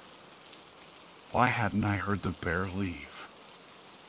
Why was Luna so agitated? But I pushed the worries aside. I had miles to cover, and I didn't want to dwell on what might have been just a bad dream. We packed up and continued our hike. Luna stayed close, her usual playful energy replaced by a nervous tension. She wouldn't let me pet her, her body stiffening whenever I reached out. The forest seemed different too, quieter than usual. The cheerful chatter of birds was gone, replaced by an unsettling silence. We stopped for lunch in a small clearing. As I unpacked my food, the silence hit me like a physical force. There were no birds singing, no insects buzzing, no wind rustling the leaves. It was an unnatural, suffocating silence. I felt a chill run down my spine. "Let's get out of here, girl," I said to Luna, my voice barely a whisper. She whined in response, her eyes darting nervously around the clearing. We reached the edge of the clearing, and I gasped. The forest floor was littered with dead birds. Their colorful feathers were scattered amongst the fallen leaves, a macabre tapestry of death. I nudged a bluebird with my hiking pole, searching for any sign of injury or disease, but there was nothing. Just death. Luna, usually eager to chase birds, cowered behind me, a low growl rumbling in her throat. I clipped a leash to her collar, fear gripping my heart. Something was terribly wrong. My mind raced. Should I turn back? Keep going? I was miles from my car, and night was approaching. The thought of returning to that silent, bird-filled clearing made my stomach churn. I had to keep moving. We pressed on, the silence growing heavier with each step. The forest seemed to be holding its breath, watching us with unseen eyes.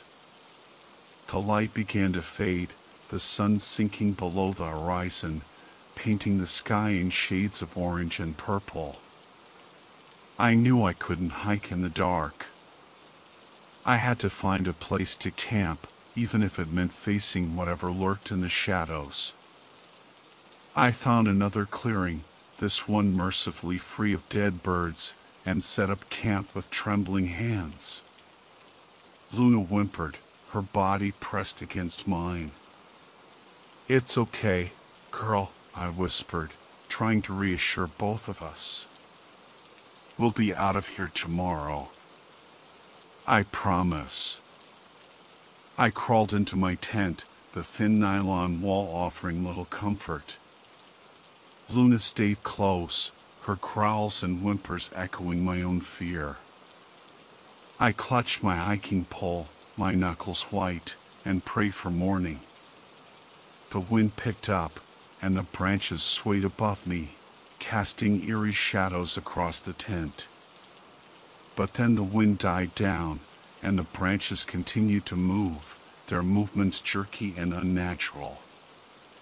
It was as if they were reaching for me, their long, skeletal fingers tapping against the nylon. A sound broke the silence.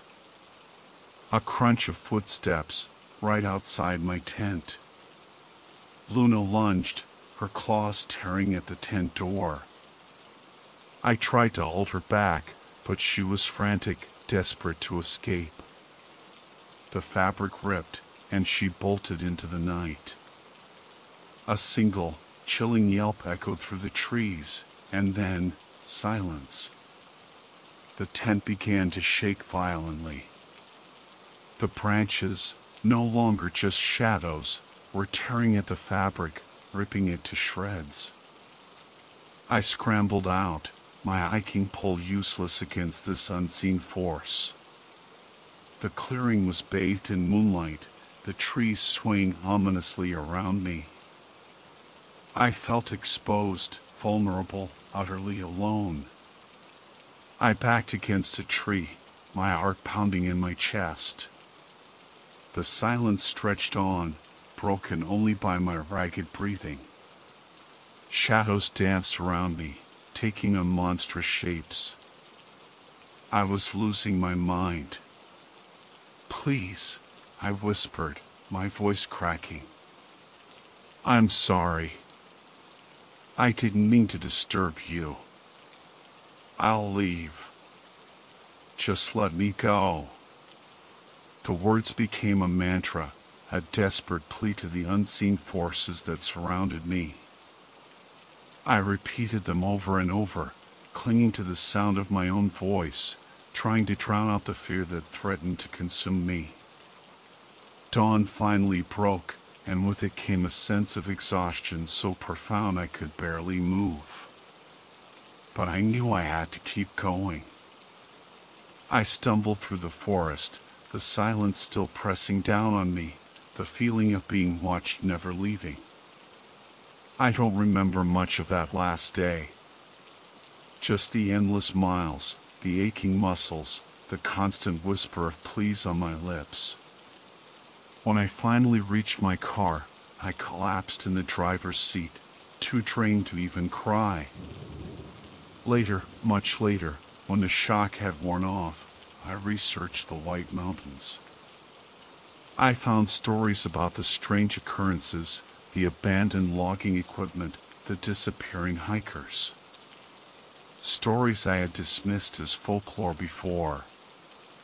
But now I knew better. The forest wasn't meant for us. It was something else entirely, something ancient and powerful, and it didn't want us there. I haven't been back since. And I never will.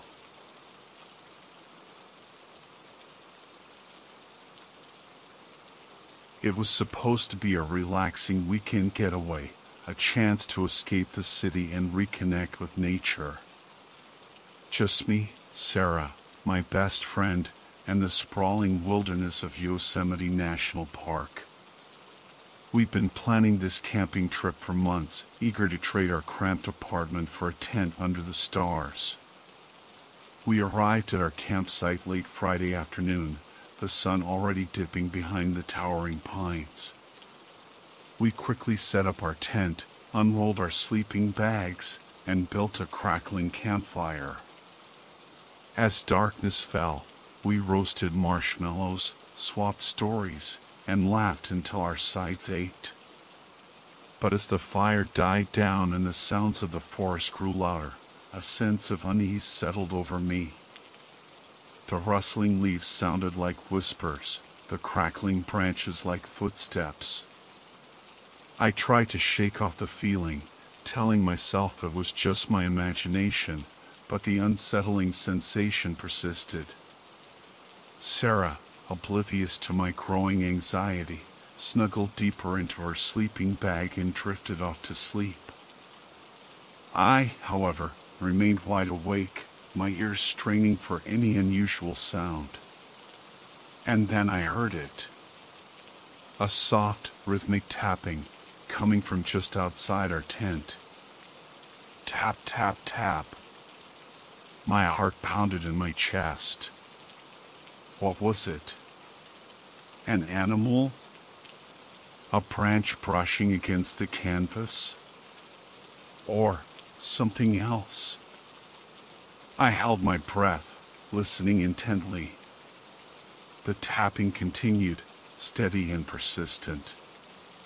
It sounded almost like fingers drumming against the nylon. I nudged Sarah awake, my voice a panicked whisper. Sarah, wake up. Do you hear that? Sarah groaned and rolled over, her eyes still closed. Hear what? She mumbled. That tapping. I hissed. Listen. Sarah grumbled something about being tired and tried to go back to sleep. But I couldn't ignore it. The tapping was getting louder now, more insistent. Tap, tap, tap. I sat up, my eyes darting around the darkened tent. I could see nothing, but the tapping continued, relentless and unnerving. Finally, I couldn't take it anymore. I unzipped the tent flap and peered out into the darkness. The campfire had died down to embers, casting an eerie glow on the surrounding trees. The forest was silent, except for the chirping of crickets and the occasional hoot of an owl. But the tapping was still there. It seemed to be coming from behind a large oak tree, just a few feet from our tent. I squinted, trying to make out what was causing the sound. But the darkness was too thick, the shadows too deep. Then I saw it. A figure, shrouded in shadow, standing behind the tree. It was tall and slender, its form barely visible in the dim light. But I could see its hand, raised in the air, its fingers tapping rhythmically against the rough bark of the oak. Tap, tap, tap. My blood ran cold. Who was it? What did they want? I ducked back into the tent, zipping the flap closed behind me. My heart hammered against my ribs, my breath coming in ragged gasps. "Sarah," I whispered urgently. "Wake up. There's someone outside." Sarah finally sat up, her eyes wide with alarm. "What? Who?" she whispered back. "I don't know," I hissed. But I saw them. They were tapping on the tree. Sarah's eyes widened even further. She grabbed my arm, her grip tight. "What do we do?" she whispered, her voice trembling. I had no idea. We were alone, miles from civilization, with something lurking just outside our tent. The tapping continued, a constant reminder of the unseen presence just beyond the thin nylon walls. We huddled together, our fear growing with every passing moment. What was out there? And what did it want with us? The tapping stopped. A wave of relief washed over me, quickly followed by a surge of dread. Silence was somehow even more terrifying. It meant whatever was out there was no longer occupied with its creepy percussion solo. It was listening, waiting. Sarah and I huddled together, our breathing shallow and rapid. We didn't dare speak, afraid that even a whisper would break the fragile silence and draw attention to ourselves. Minutes crawled by, each one stretching into an eternity. The tension inside the tent was almost unbearable. I could feel Sarah trembling beside me, her fear palpable. Then, a new sound pierced the stillness. A slow, deliberate scratching, like something dragging its claws across the fabric of our tent. My blood ran cold. It was close. Too close. The scratching continued, moving slowly across the tent, as if whatever was outside was tracing its outline. I squeezed my eyes shut, willing it to go away. Suddenly, the scratching stopped. A heavy silence descended once again. Then, a voice, low and guttural, whispered from just outside the tent flap. "Hello?" I gasped, my eyes flying open. Sarah buried her face in my shoulder, her body shaking uncontrollably. The voice spoke again, closer this time, its tone laced with a chilling curiosity. "Is anyone there?" I didn't answer. I couldn't.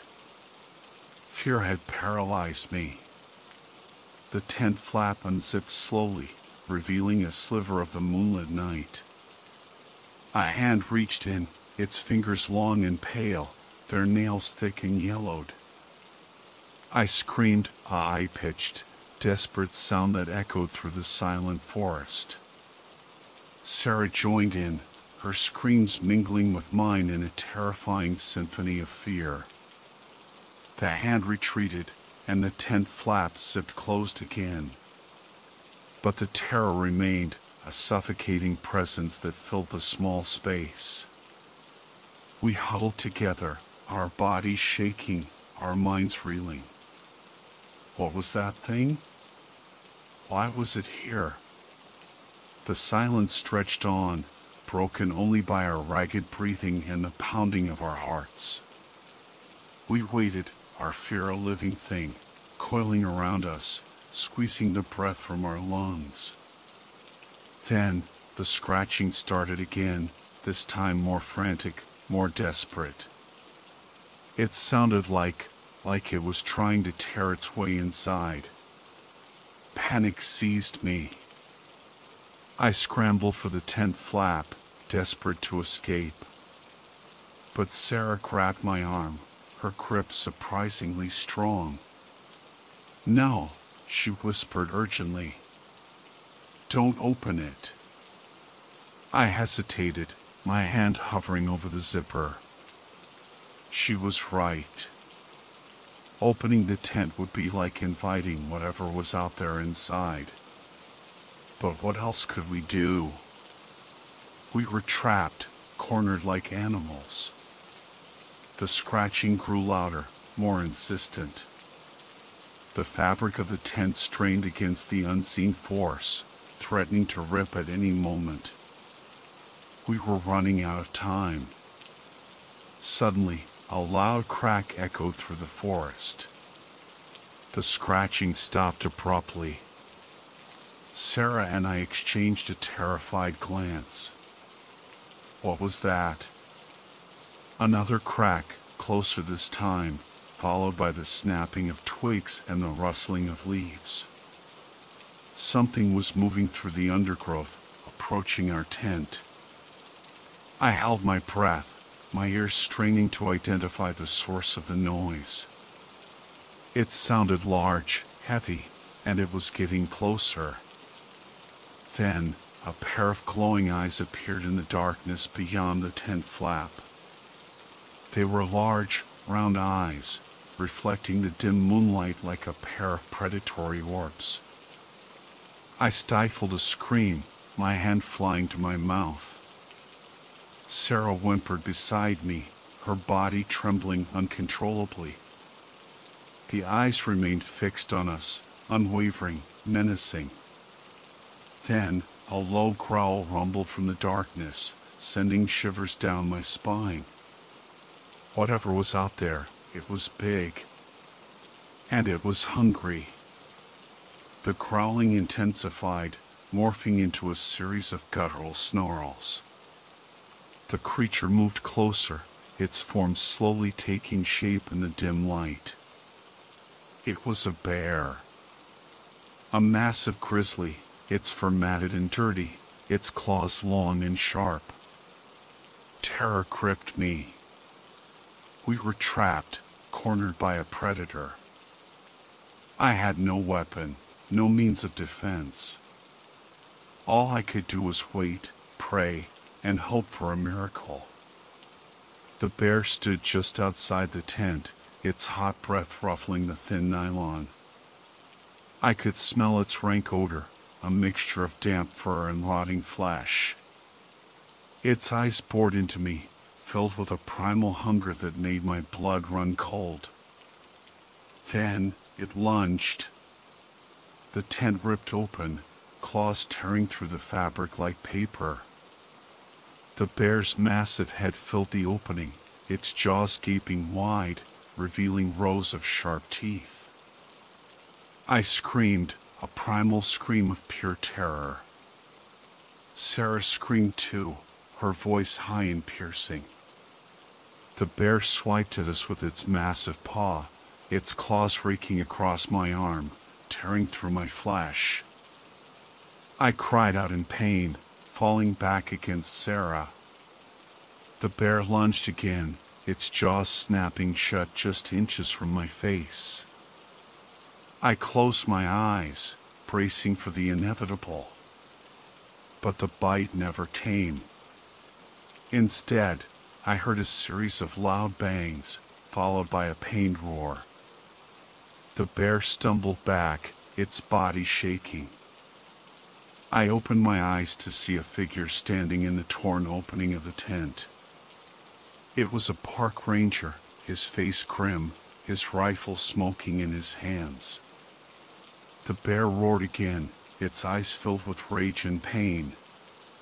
It lunged at the ranger, but he was ready. He fired again, and the bear collapsed to the ground, its body convulsing.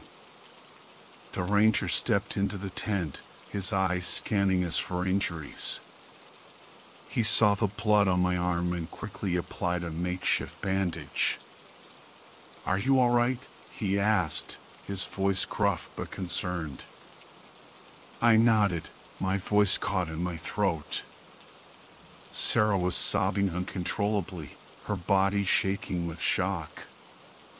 The ranger helped us out of the ruined tent and led us to his truck. He radioed for backup, and soon another ranger arrived. They loaded the bear's carcass onto their truck and drove us back to the ranger station. We were given medical attention and a warm place to stay for the night. The next morning, we were driven back to our car, shaken but alive. As we drove away from Yosemite, I couldn't help but glance back at the towering pines, their dark silhouettes against the rising sun. The forest held a newfound terror for me, a reminder of the fragility of life and the ever-present danger lurking just beyond the edge of civilization. The camping trip had been a nightmare, a brush with death that I would never forget. But it had also taught me a valuable lesson. Nature is beautiful, but it is also wild and unpredictable. And sometimes, the things that go bump in the night are all too real.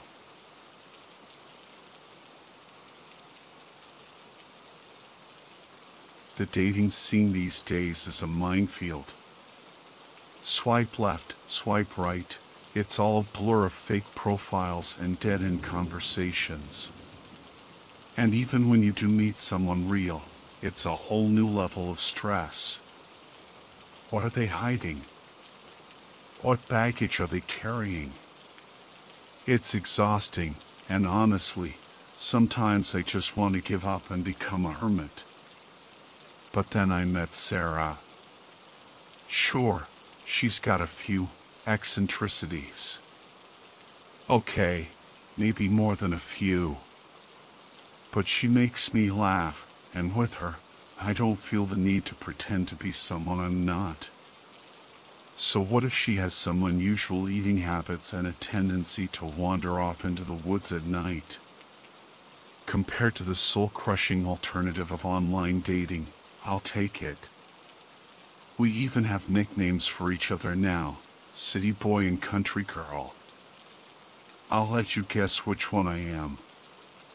Anyway, all of this is a long-winded way of saying that I finally agreed to go on that camping trip with Sarah. And let me tell you, it wasn't exactly what I expected. First off, she was right about one thing: the Redwood National Park is incredible. The towering trees, the filtered sunlight, the sounds of the forest, it's like stepping into another world. Time seems to slow down, and every breath feels like a meditation. Being there with Sarah, I started to wonder why I ever lived in the city. She was a natural in the wilderness. Sarah knew all the trails, had a knack for setting up camp, and could identify every bird by its song. She even taught me how to pack my backpack properly and lace my boots for maximum comfort. There was just one slightly unsettling moment during our hike. We stumbled into this area that smelled like death. I mean, it was awful, a thick, suffocating stench of rotting flesh. I tried to make a joke about it, but Sarah just gave me this intense look and said, "Come on, let's pick up the pace.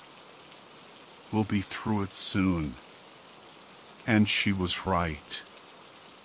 We eventually left the smell behind, and the rest of the hike was pure bliss. Sarah even helped me set up the tent, and in no time, we had a campfire crackling merrily. When she pulled out the food for dinner, I didn't even flinch when I realized there was only enough for one. I'd accepted that whatever was going on with Sarah and food was just part of the package. And honestly, For someone who never seems to eat, she sure knows how to grill a mean burger. After a relaxing evening and a surprisingly comfortable night's sleep under the stars, I woke up to find myself alone in the tent. I wasn't too worried at first. Sarah was an early riser and loved exploring. But then I noticed that the usual sounds of the forest had gone quiet. An eerie silence had fallen over everything. Nature was calling, so I reluctantly unzipped the tent and stepped out.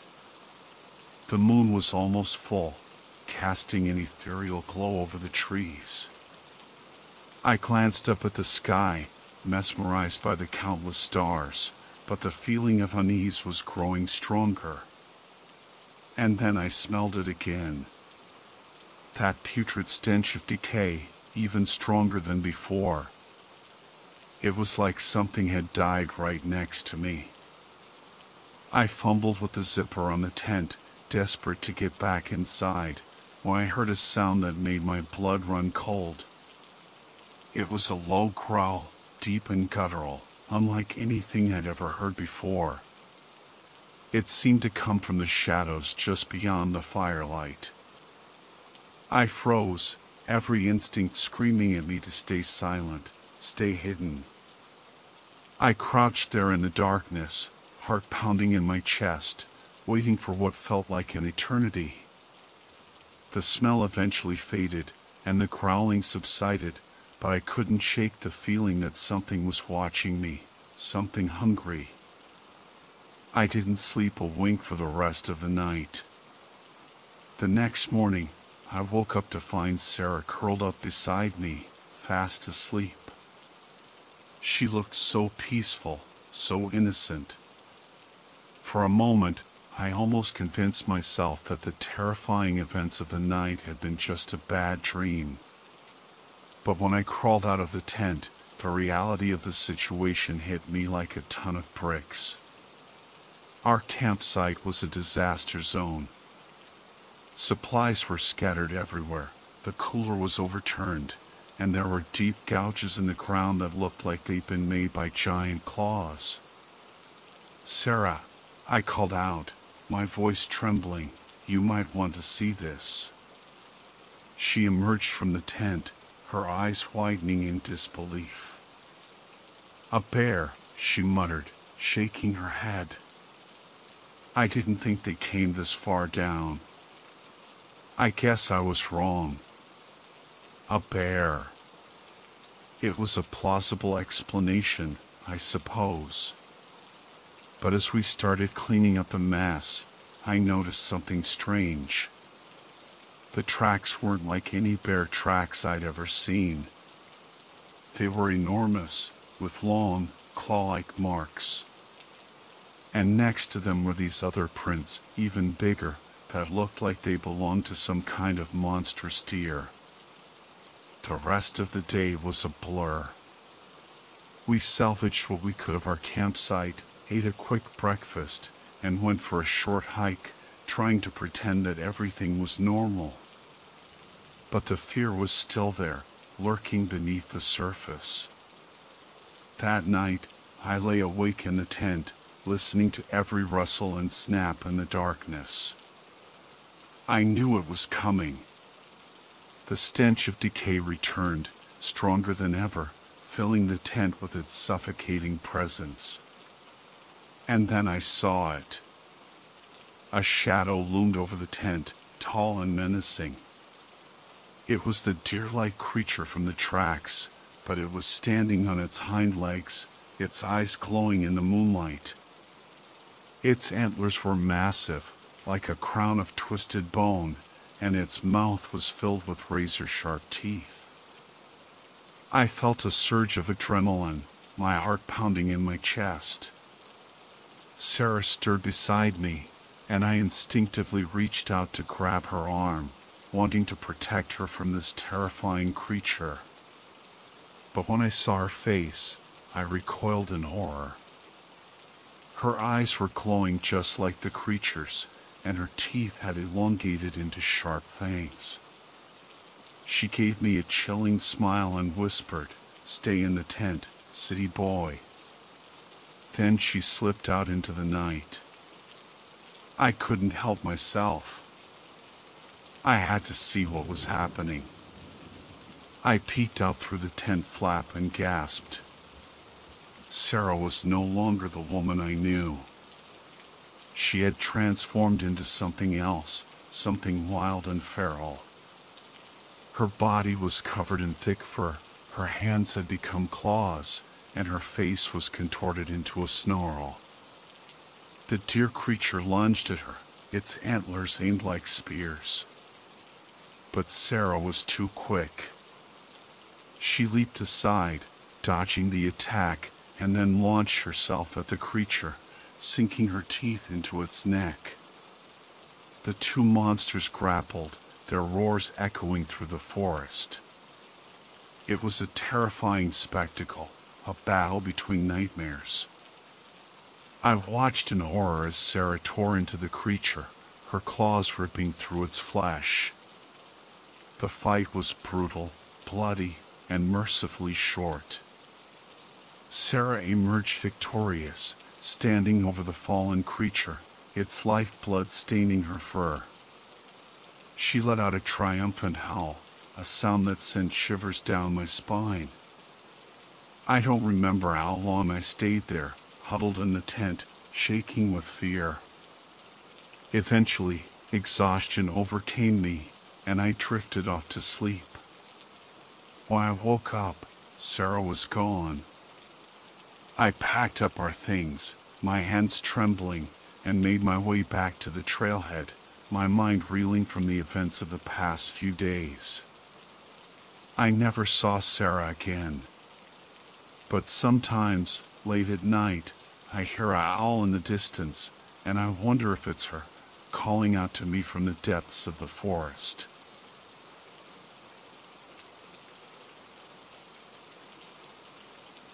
Okay, get ready for a wild ride. This just happened last week, and my boyfriend, Ethan, and I are still reeling. It was Ethan's birthday, June 6th, and we both had the day off. No big plans, just chilling. But then Ethan gets this sudden urge to go camping, like, right now.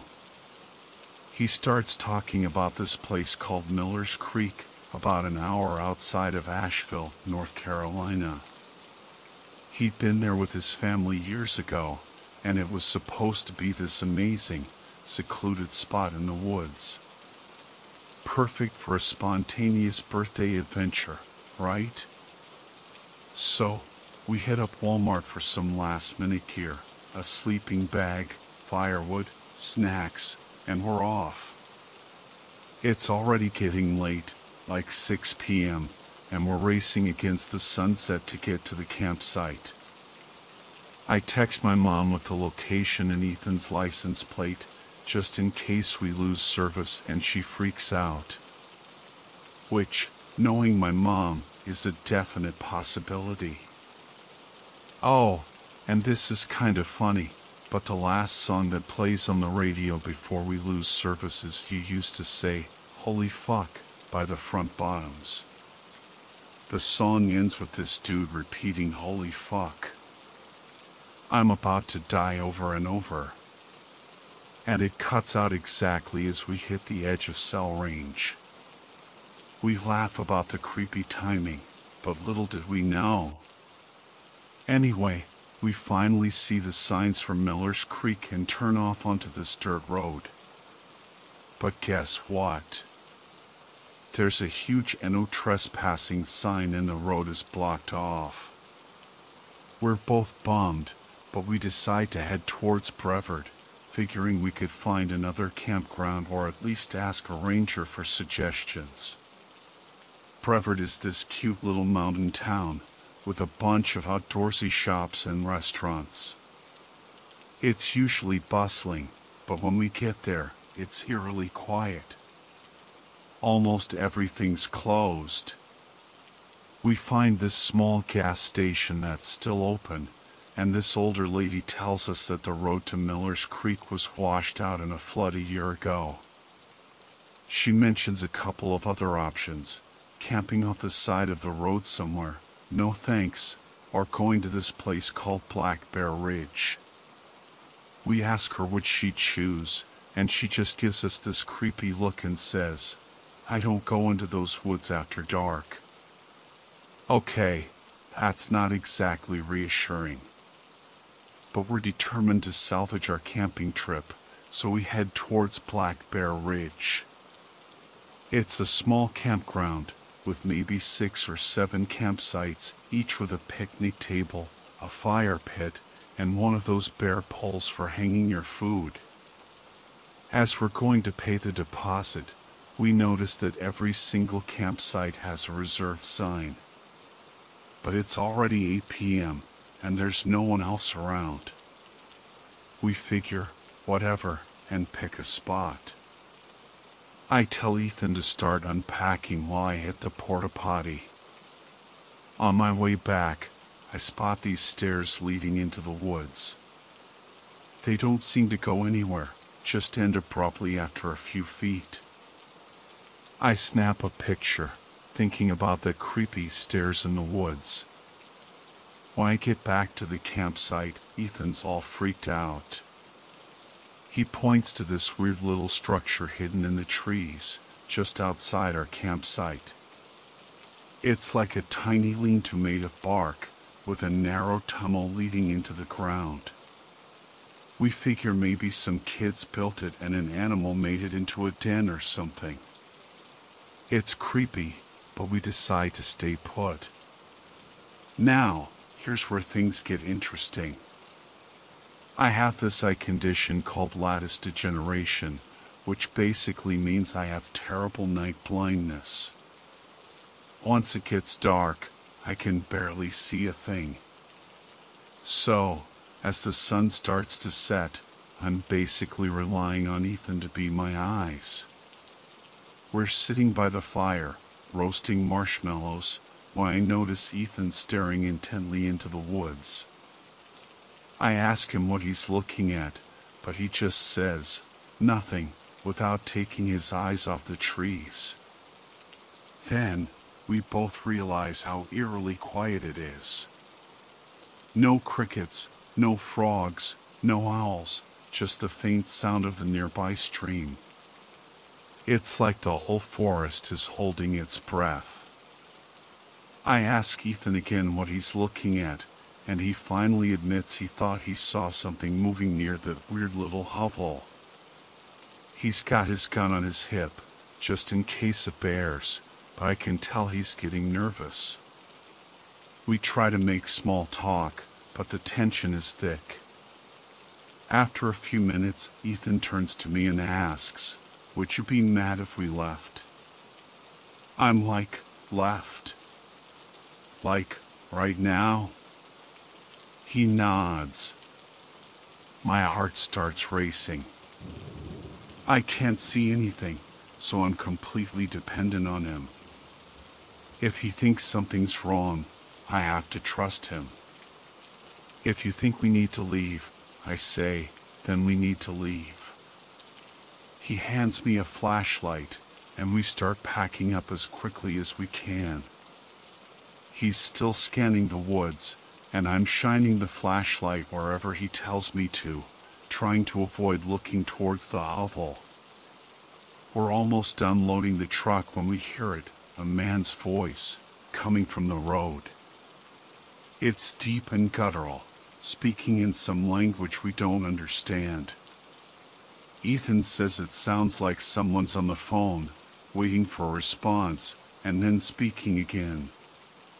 But there's no way anyone could have cell service out here. We freak out and throw the last of our stuff in the truck, leaving behind some trash and a few non-essentials. We peel out of there, tires spitting gravel, and don't look back. We're flying down this dark, winding mountain road, the headlights barely cutting through the thick trees. I'm terrified, clutching the dashboard, because with my night blindness, I can't see anything, and I have to trust Ethan to navigate this crazy, pitch-black road. Finally, we reach the highway and start to calm down a bit. Ethan apologizes for making us leave, but he says he had this awful feeling in his gut, even before he heard the voice. I tell him it's okay, that I trust his instincts.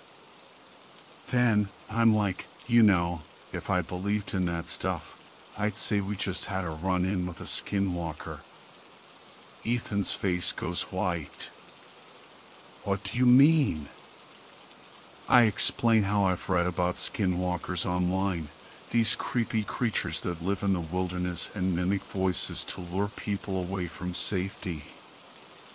The whole so they can eat them or whatever thing. And that's when Ethan drops the bombshell. That makes sense, he says, his voice barely a whisper. Because it sounded just like my grandfather. He tells me how he remembers camping in that area with his grandparents when he was a kid. They even stayed at Black Bear Ridge once, but his dad had such terrible nightmares that they never went back. Okay, so now I'm really freaked out. We drive the rest of the way home in silence, both of us lost in our own thoughts.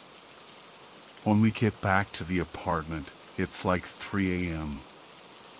We're exhausted, but too wired to sleep. We end up staying up all night, talking about what happened, trying to make sense of it all. We decide to do some research online, and we find all these stories about skinwalkers in the Pisgah National Forest, where Black Bear Ridge is located.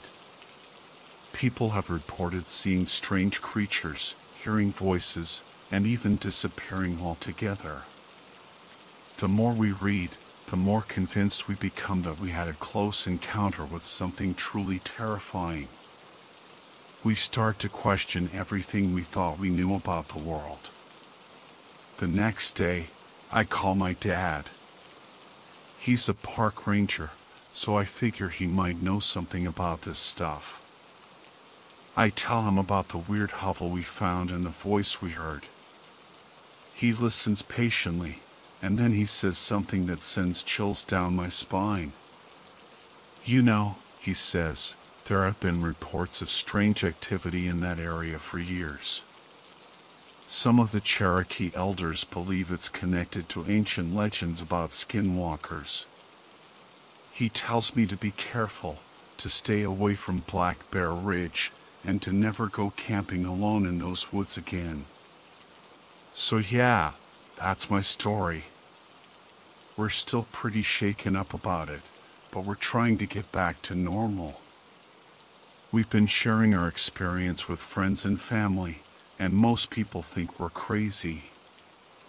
But we know what we saw and heard. And we'll never forget the night we encountered the skinwalker of Black Bear Ridge.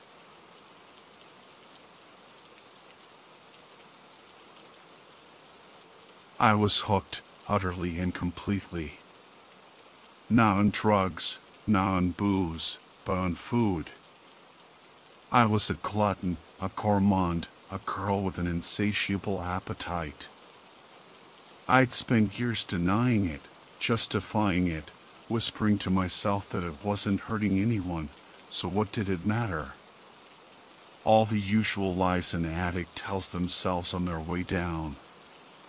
Mom, when she finally noticed, just sighed and muttered something about middle children and attention-seeking. Dad, well, he figured there were worse vices. My sisters, bless their perfect little hearts, were too busy being skinny and brilliant to even comment. Dad wasn't wrong, not really. I wasn't exactly shooting up in a dark alley somewhere. There were definitely worse things than eating myself into an early grave. But what had started as innocent comfort eating, a way to cope with the bullies and the ever-present feeling of not being good enough, had twisted into something dark, a craving that gnawed at me day and night. Every time I saw food, any food, it was like a siren song, a hypnotic pull. I'd shove it in, handful after handful, desperate to fill the gnawing emptiness inside. And for a few blissful moments, there'd be silence, peace. Then the guilt would crash over me, hot and heavy, and I'd hate myself even more. It was a vicious cycle, a downward spiral with a bottomless pit of self-loathing at the end. It got out of control quickly. I started hiding it, eating normal amounts in front of people, then sneaking back for seconds, thirds, fourths, until I felt sick, bloated, disgusting. Mirrors became my enemy, reflecting a stranger back at me, a girl with a round face and thickening limbs. My sisters, with their effortless grace and delicate frames, started making snide comments about water weight and that time of the month. Mom, never one for subtlety, just came right out with it one morning at breakfast. "Chloe," she said, her voice sharp as broken glass, "you're getting fat." Ashley and Jenna, my sisters, pretended to be absorbed in their oatmeal, but I saw the smirks playing on their lips. I choked back tears and shrugged, a familiar ache settling in my chest. I'd never been thin, never been the willowy, ethereal beauty Mom so clearly valued. It was a constant source of friction between us, a battle I could never win. "It's repulsive," Mom continued, her voice rising. "It's lazy. It's sloppy. Is that how you want people to see you? To see our family? You're almost 17, for God's sake." "No," I mumbled, pushing the scrambled eggs around my plate. "Then what are you going to do about it?" "I've been trying, Mom." "Trying to embarrass me?" "Because you're doing a fantastic job of that. Mrs. Henderson saw you at the pool last week, and you know what she said? She said it looked like you were enjoying your summer vacation. The snide. I wanted to die, Chloe. Sorry. If you're so sorry, then put down the fork and go for a run." I did run. Straight up to my room, where I locked the door and dug out the stash of candy bars and chips I kept hidden in my closet. I sat on the floor, the wrappers crinkling in the silence, trying to drown out Mom's words with the crunch of chips and the sweetness of chocolate. But it was no use. Her voice echoed in my head, a constant refrain of disappointment and disgust. I caught a glimpse of myself in the mirror on the back of my door, and my stomach twisted. Maybe she was right. Maybe I was just a pig, a greedy, unlovable pig. So when she came to me a few days later with a solution, a twisted part of me felt almost relieved. "If you won't fix it," she said, tossing a glossy pamphlet onto my bed, "then I will." I picked it up, the words blurring before my eyes. "Fat camp." I choked out, a cold dread creeping up my spine. "It's one of the best in the country," Mom said, her voice brisk and efficient, "for girls like you. I'll go to the gym. I'll work out every day, I promise." "Yes, you will. At fat camp." That night, I sobbed on Dad's shoulder, pleading with him to intervene. He knew about the strained relationship with Mom, the constant pressure to be someone I wasn't. But Dad was a gentle soul, a peacemaker, and Mom was a force of nature. "Maybe it will be good for you, sweetheart," he said softly, stroking my hair. "You'll get out of the house, meet new people, try new things. It could be fun. She hates me, I whispered, the words tasting like poison. I'd always known it, deep down, but this was confirmation. No, she doesn't. Your mom loves you, Chloe. She just wants you to be healthy. She wants me to be skinny. I pulled away, the conversation over. I'm going to bed, Dad. Good night. The morning I left for camp, Mom was all smiles. She even let me have anything I wanted for breakfast, a last supper of sorts, I guess. Despite the knot of dread in my stomach, I managed to choke down a stack of pancakes, a side of bacon, a bowl of fruit, and a glass of juice. Mom beamed, though I caught a flicker of something in her eyes, a hint of revulsion. She gave me a quick, stiff hug as Dad loaded my suitcase into the car. Your sisters wanted to say goodbye, she said, her voice a little too bright, but they already left for their morning run. We'll see you in 6 weeks. Good luck. Yeah, good luck. The drive to upstate New York was long and silent. Dad tried to make conversation a few times, but I just stared out the window, watching the familiar landscape fade into a blur of trees and telephone poles. All I could think about was the camp, the other girls, the counselors, and the food. Or rather, the lack of it. Camp Hemlock looked like something out of a horror movie. Okay, maybe that's a bit dramatic, but it definitely wasn't the cheerful, summer camp paradise I'd been expecting. The main building was a rambling, Victorian mansion, all dark wood and gloomy windows. The surrounding cabins were small and cramped, with peeling paint and overgrown weeds. And the lake, well, let's just say it didn't exactly invite a refreshing dip. The water was murky and still, with an oily sheen that made my skin crawl. As soon as we pulled up, a woman with a disturbingly cheerful smile materialized at our side. Welcome to Camp Hemlock, she chirped, her voice like nails on a chalkboard. I'm Mississippi Perkins, one of the counselors. And you must be. She glanced at a clipboard, Chloe Hunter. Wonderful. You'll be in cabin 3 with Sarah. Why don't you grab your things, and I'll show you around. Dad gave me a quick hug, his eyes filled with worry. If it's awful, call me, he whispered.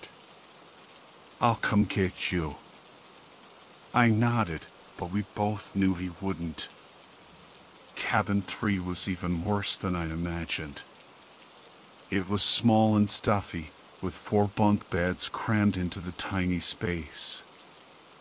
My bunkmate, Sarah, was already there, unpacking a suitcase overflowing with junk food. She barely glanced up as I entered, just grunted a hello and went back to stuffing her face with potato chips. The other girls in the cabin weren't much friendlier. There was Emily, a tall, sullen girl with dark circles under her eyes, and Jessica, a bubbly blonde who wouldn't stop talking about her latest diet fad. I felt a wave of loneliness wash over me, a familiar feeling of being the odd one out. Lunch was a nightmare. We were herded into a drab dining hall and served a pathetic excuse for a meal, a small salad with a few measly slices of chicken, a cup of watery broth, and a single, forlorn-looking apple. I was starving after the first bite, but the other girls seemed to be used to it. They picked at their food listlessly, their faces etched with boredom and resentment. After lunch, We were subjected to a series of icebreaker activities that were about as fun as a root canal. We had to stand in a circle and share our weight loss goals, which was basically just a public shaming session. Then we played a game called Calorie Count, where we had to guess the number of calories in various food items. It was all so pointless and humiliating. By the time dinner rolled around, I was exhausted, starving, and ready to burst into tears. But dinner was even worse than lunch. We were given a bowl of plain oatmeal and a cup of lukewarm water. That was it. No fruit, no vegetables, no nothing. I went to bed that night with my stomach growling and my heart aching. I'd never felt so alone, so miserable, so hungry. As I drifted off to sleep, I had a terrible feeling that this was just the beginning. I woke up to the sound of screaming. It wasn't the panicked, blood-curdling kind of scream, more like a chorus of confused yelps and startled cries. I sat up, my heart pounding, and saw that the other girls in the cabin were awake too, all staring at each other with wide, terrified eyes. What was that? Emily whispered, her voice trembling. Before anyone could answer, the cabin door flew open and Mississippi Perkins strode in, her smile even more unnervingly cheerful than usual. "Good morning, campers," she chirped. "Did you all sleep well?" We stared at her blankly. Sleep well? After that horrifying dinner and the nightmares that had followed? Was she serious? "I see we have some sleepyheads," Mississippi Perkins continued, clapping her hands together. "Well, rise and shine. It's time for our morning weigh-in." Weigh-in? But it was barely dawn. Groaning and grumbling, we dragged ourselves out of bed and shuffled towards the door. Mississippi Perkins followed us, her eyes gleaming with a strange intensity. "Remember, ladies," she said, her voice taking on a sharp edge, "every pound counts. Don't disappoint me." The weigh-in room was cold and sterile, with a single, industrial-looking scale in the center. One by one, we were forced to step onto the scale, our weight announced in a loud, booming voice that echoed through the room. I felt my cheeks burn with shame as my own weight was declared, the number hanging in the air like a condemnation. After the weigh-in, we were marched outside for our morning exercise. It was still dark, the air heavy with mist and the chilling promise of rain. Mississippi Perkins led us on a grueling run through the woods, her voice echoing behind us like a whip crack. I stumbled and gasped for breath, my lungs burning, my legs aching. But Mississippi Perkins showed no mercy. "Faster, ladies," she yelled. "No pain, no gain." By the time we finally staggered back to the cabin, I was ready to collapse. But there was no time to rest. Mississippi Perkins informed us that we had exactly 5 minutes to shower and change before breakfast. Breakfast, if you could call it that, was another bowl of plain oatmeal and a cup of water. I choked it down, my stomach churning with hunger and disgust. The rest of the day was a blur of endless exercise, mind-numbing lectures about nutrition, and public weigh-ins. I felt like a prisoner, trapped in a twisted, weight-obsessed world. As the days passed, the atmosphere at Camp Hemlock grew increasingly strange. The counselors became more and more strict, their smiles more and more strained. The food became even more meager, the exercise even more grueling. And the girls, well, they started to change. Their eyes grew hollow, their faces gaunt. They moved like ghosts, their voices whispers. They spoke of nothing but calories and weight loss, their conversations a constant litany of self-hatred.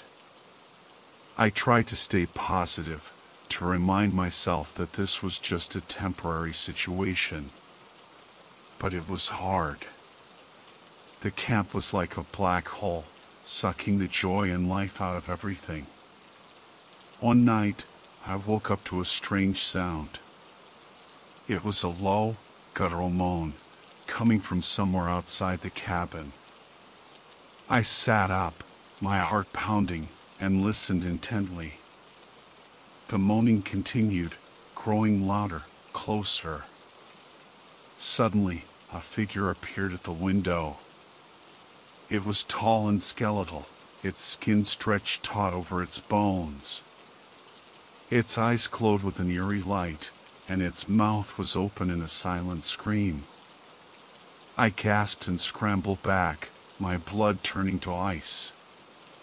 The figure pressed its face against the window, its breath fogging the glass. I could see its skeletal fingers reaching out, grasping for the latch. Terror seized me. I screamed and screamed, but no one came.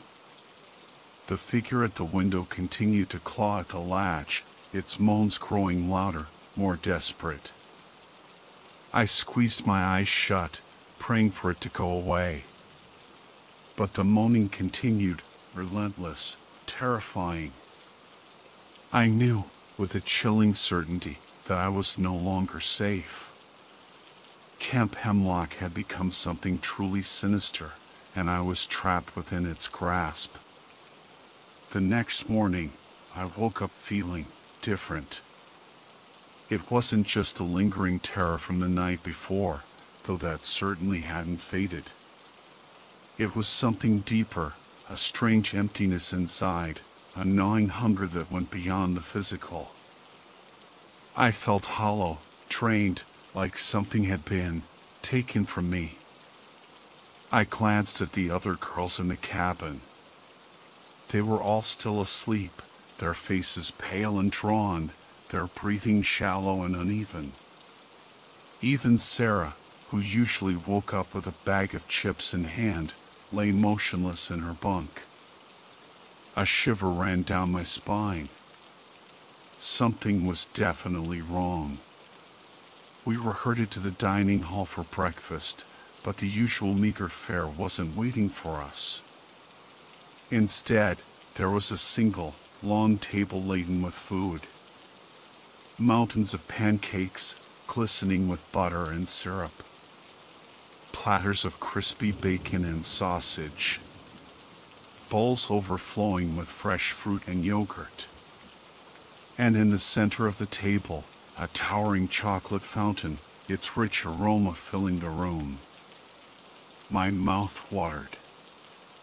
I hadn't seen this much food in, well, ever. The other girls seemed equally stunned. They stared at the feast with wide, hungry eyes, their faces a mixture of disbelief and longing. Mississippi Perkins entered the room, her smile wider than ever. "Good morning, campers," she chirped. "I hope you're all hungry." A chorus of hesitant yes filled the room. "Wonderful." Mississippi Perkins clapped her hands together. "Then dig in. Today is a special day. Today, we celebrate." Celebrate? What were we celebrating? Mississippi Perkins' smile took on a sinister edge. "Today," she said, her voice dropping to a chilling whisper, "we celebrate your transformation." Transformation? What did she mean? Before I could ask, Mississippi Perkins gestured towards the food. "Eat," she commanded. Eat until you can eat no more. The girls hesitated for a moment, then, as if possessed by a single mind, they descended upon the food. They grabbed pancakes, piled their plates high with bacon, and dipped strawberries into the flowing chocolate. They ate with a ferocity I'd never seen before, their faces contorted in a mixture of ecstasy and desperation. I stood frozen, watching the scene unfold with growing horror. Something was terribly wrong. This wasn't a celebration. It was something else. Suddenly, I felt a hand on my shoulder. I turned to see Mississippi Perkins standing behind me, her eyes gleaming with an unnatural light. "Eat, Chloe," she whispered, her voice like silk and poison. "Join the feast." I shook my head, backing away. "No," I whispered. "Something's not right." Mississippi Perkins' smile vanished. Her face twisted into a mask of rage, her eyes burning with fury. "Eat," she shrieked, "or suffer the consequences." I turned and ran, pushing past the feasting girls, out of the dining hall, and into the cold, misty morning. I didn't know where I was going, but I knew I had to get away from that place, from that food, from Mississippi Perkins and her terrifying smile. As I ran, I heard a chorus of screams erupt from the dining hall. I didn't look back. I just kept running, my heart pounding, my breath coming in ragged gasps. I had to escape Camp Hemlock. I had to escape before it was too late. I ran until I couldn't run anymore.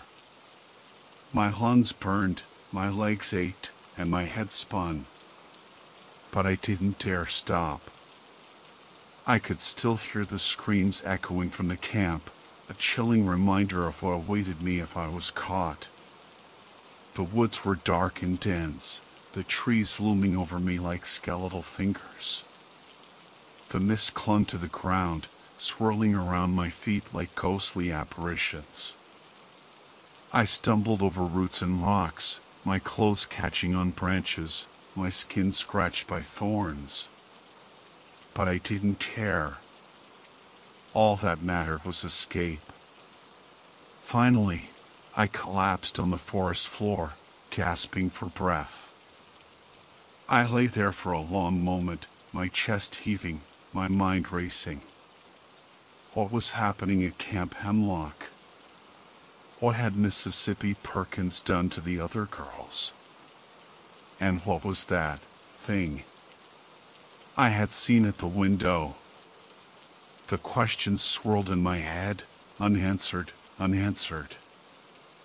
I felt a wave of despair wash over me. I was alone, lost, and terrified. Suddenly, I heard a twig snap. I froze, my heart pounding. Someone was out there. I held my breath, listening intently. The sound came again, closer this time. Then I saw it. A figure emerged from the mist. It was tall and slender, with long, flowing hair. It wore a white dress that billowed in the breeze. A ghost? I gasped and scrambled back, my fear returning with a vengeance. But the figure didn't move. It just stood there, watching me with sad, sorrowful eyes. Then it spoke. "Chloe," it whispered, its voice soft and ethereal. "You must leave this place." I stared at the figure, my mind reeling. How did it know my name? "Who are you?" I whispered back. The figure smiled sadly. I am one of them, it said. One of the lost ones. The lost ones? What did that mean? They are trapped here, the figure continued, its voice barely audible. Trapped by their hunger, by their despair. But the food. I stammered. They were eating. The figure shook its head. It is not real food, it said. It is a trick, an illusion. It feeds their hunger, but it does not nourish them. It only makes them hungrier. I felt a chill run down my spine. The figure's words confirmed my worst fears. Camp Hemlock was not what it seemed. It was a place of darkness, a place of twisted desires and insatiable hunger. You must leave, the figure repeated, its voice growing urgent. Before it is too late. I nodded, my fear giving way to a newfound determination. I would escape Camp Hemlock. I would escape, and I would warn others about the horrors that lurked within its walls. I stood up, my gaze fixed on the figure. "Thank you," I whispered. The figure smiled again, then faded into the mist, leaving me alone in the silent woods. I took a deep breath and started walking. I didn't know where I was going, but I knew I was no longer alone. I had a purpose now, a mission. I would survive. I would escape. And I would expose the truth about Camp Hemlock. I ran until my legs gave out from under me. My lungs burned, my muscles screamed, and my vision blurred. But the echoes of those screams from the camp spurred me onward. I couldn't stop. Not now. Not when I was so close to escaping the clutches of Camp Hemlock. The woods were a labyrinth of shadows and gnarled branches, the air thick with mist and the scent of damp earth. I stumbled blindly, my clothes snagging on thorns, my skin scratched by unseen brambles. But I pushed on, driven by a primal fear that clawed at my insides. Finally, I collapsed onto the forest floor, gasping for air. I lay there, my chest heaving, my mind a whirlwind of confusion and terror. What was happening back there? What had Miss Perkins done to the other girls? And why was I running? Where was I even going? The questions bombarded me, unanswered and unsettling. Despair threatened to engulf me, but a flicker of defiance remained. I wouldn't let them break me. I wouldn't become one of them. With renewed determination, I pushed myself to my feet. I had to keep moving. I had to find help. But where could I go? Who would believe my story? As I scanned the dense woods surrounding me, a glimmer of hope emerged. In the distance, through the thick veil of mist, I saw a faint light. A house. A road. Anything was better than staying here, lost and vulnerable. With renewed purpose, I stumbled towards the light, my body aching, my spirit wavering. The journey was arduous, the terrain unforgiving.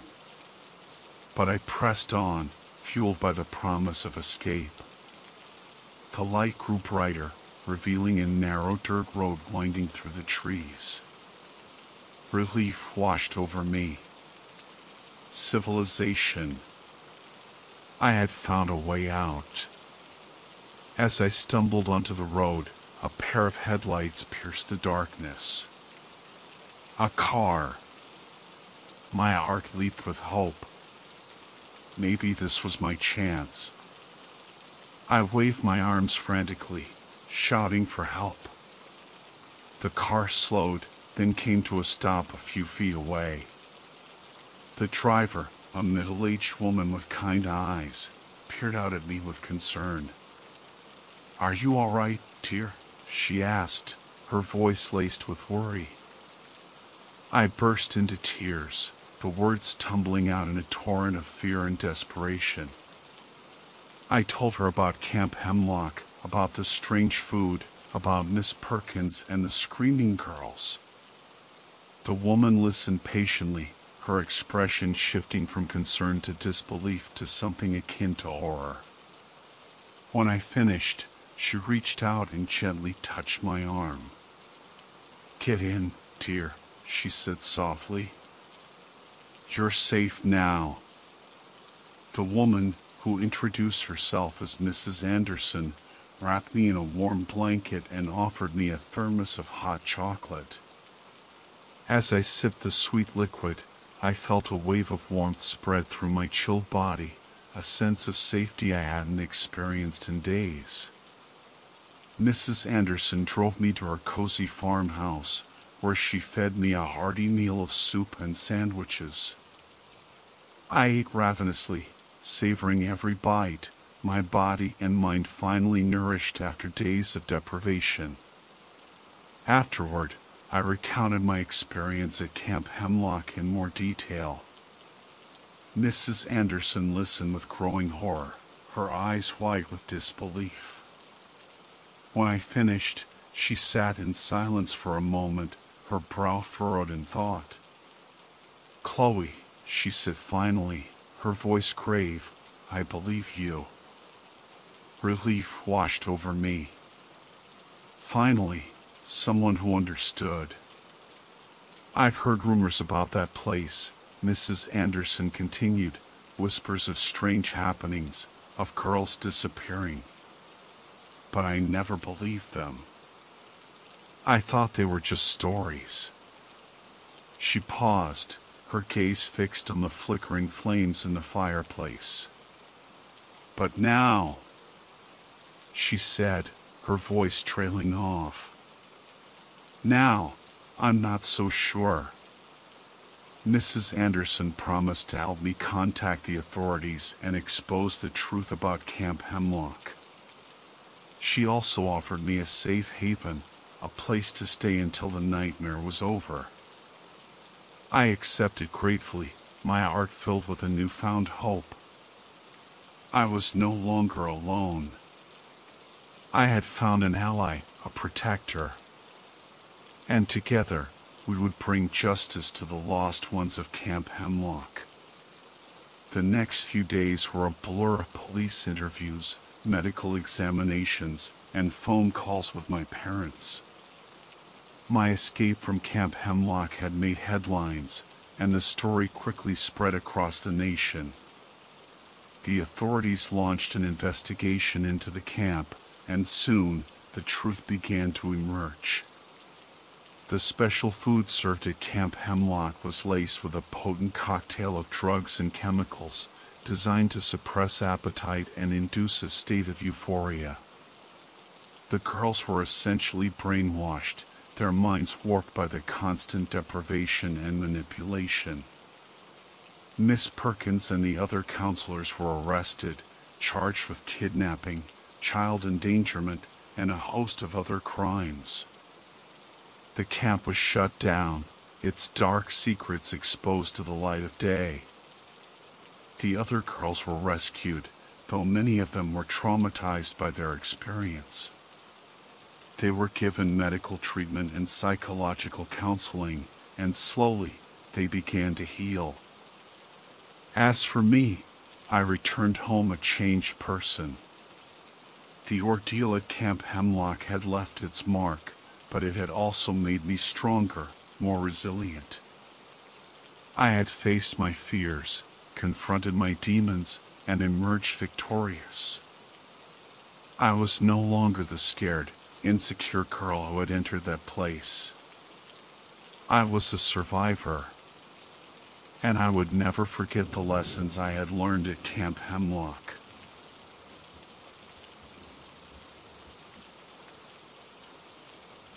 Okay, so I'm not exactly the outdoorsy type.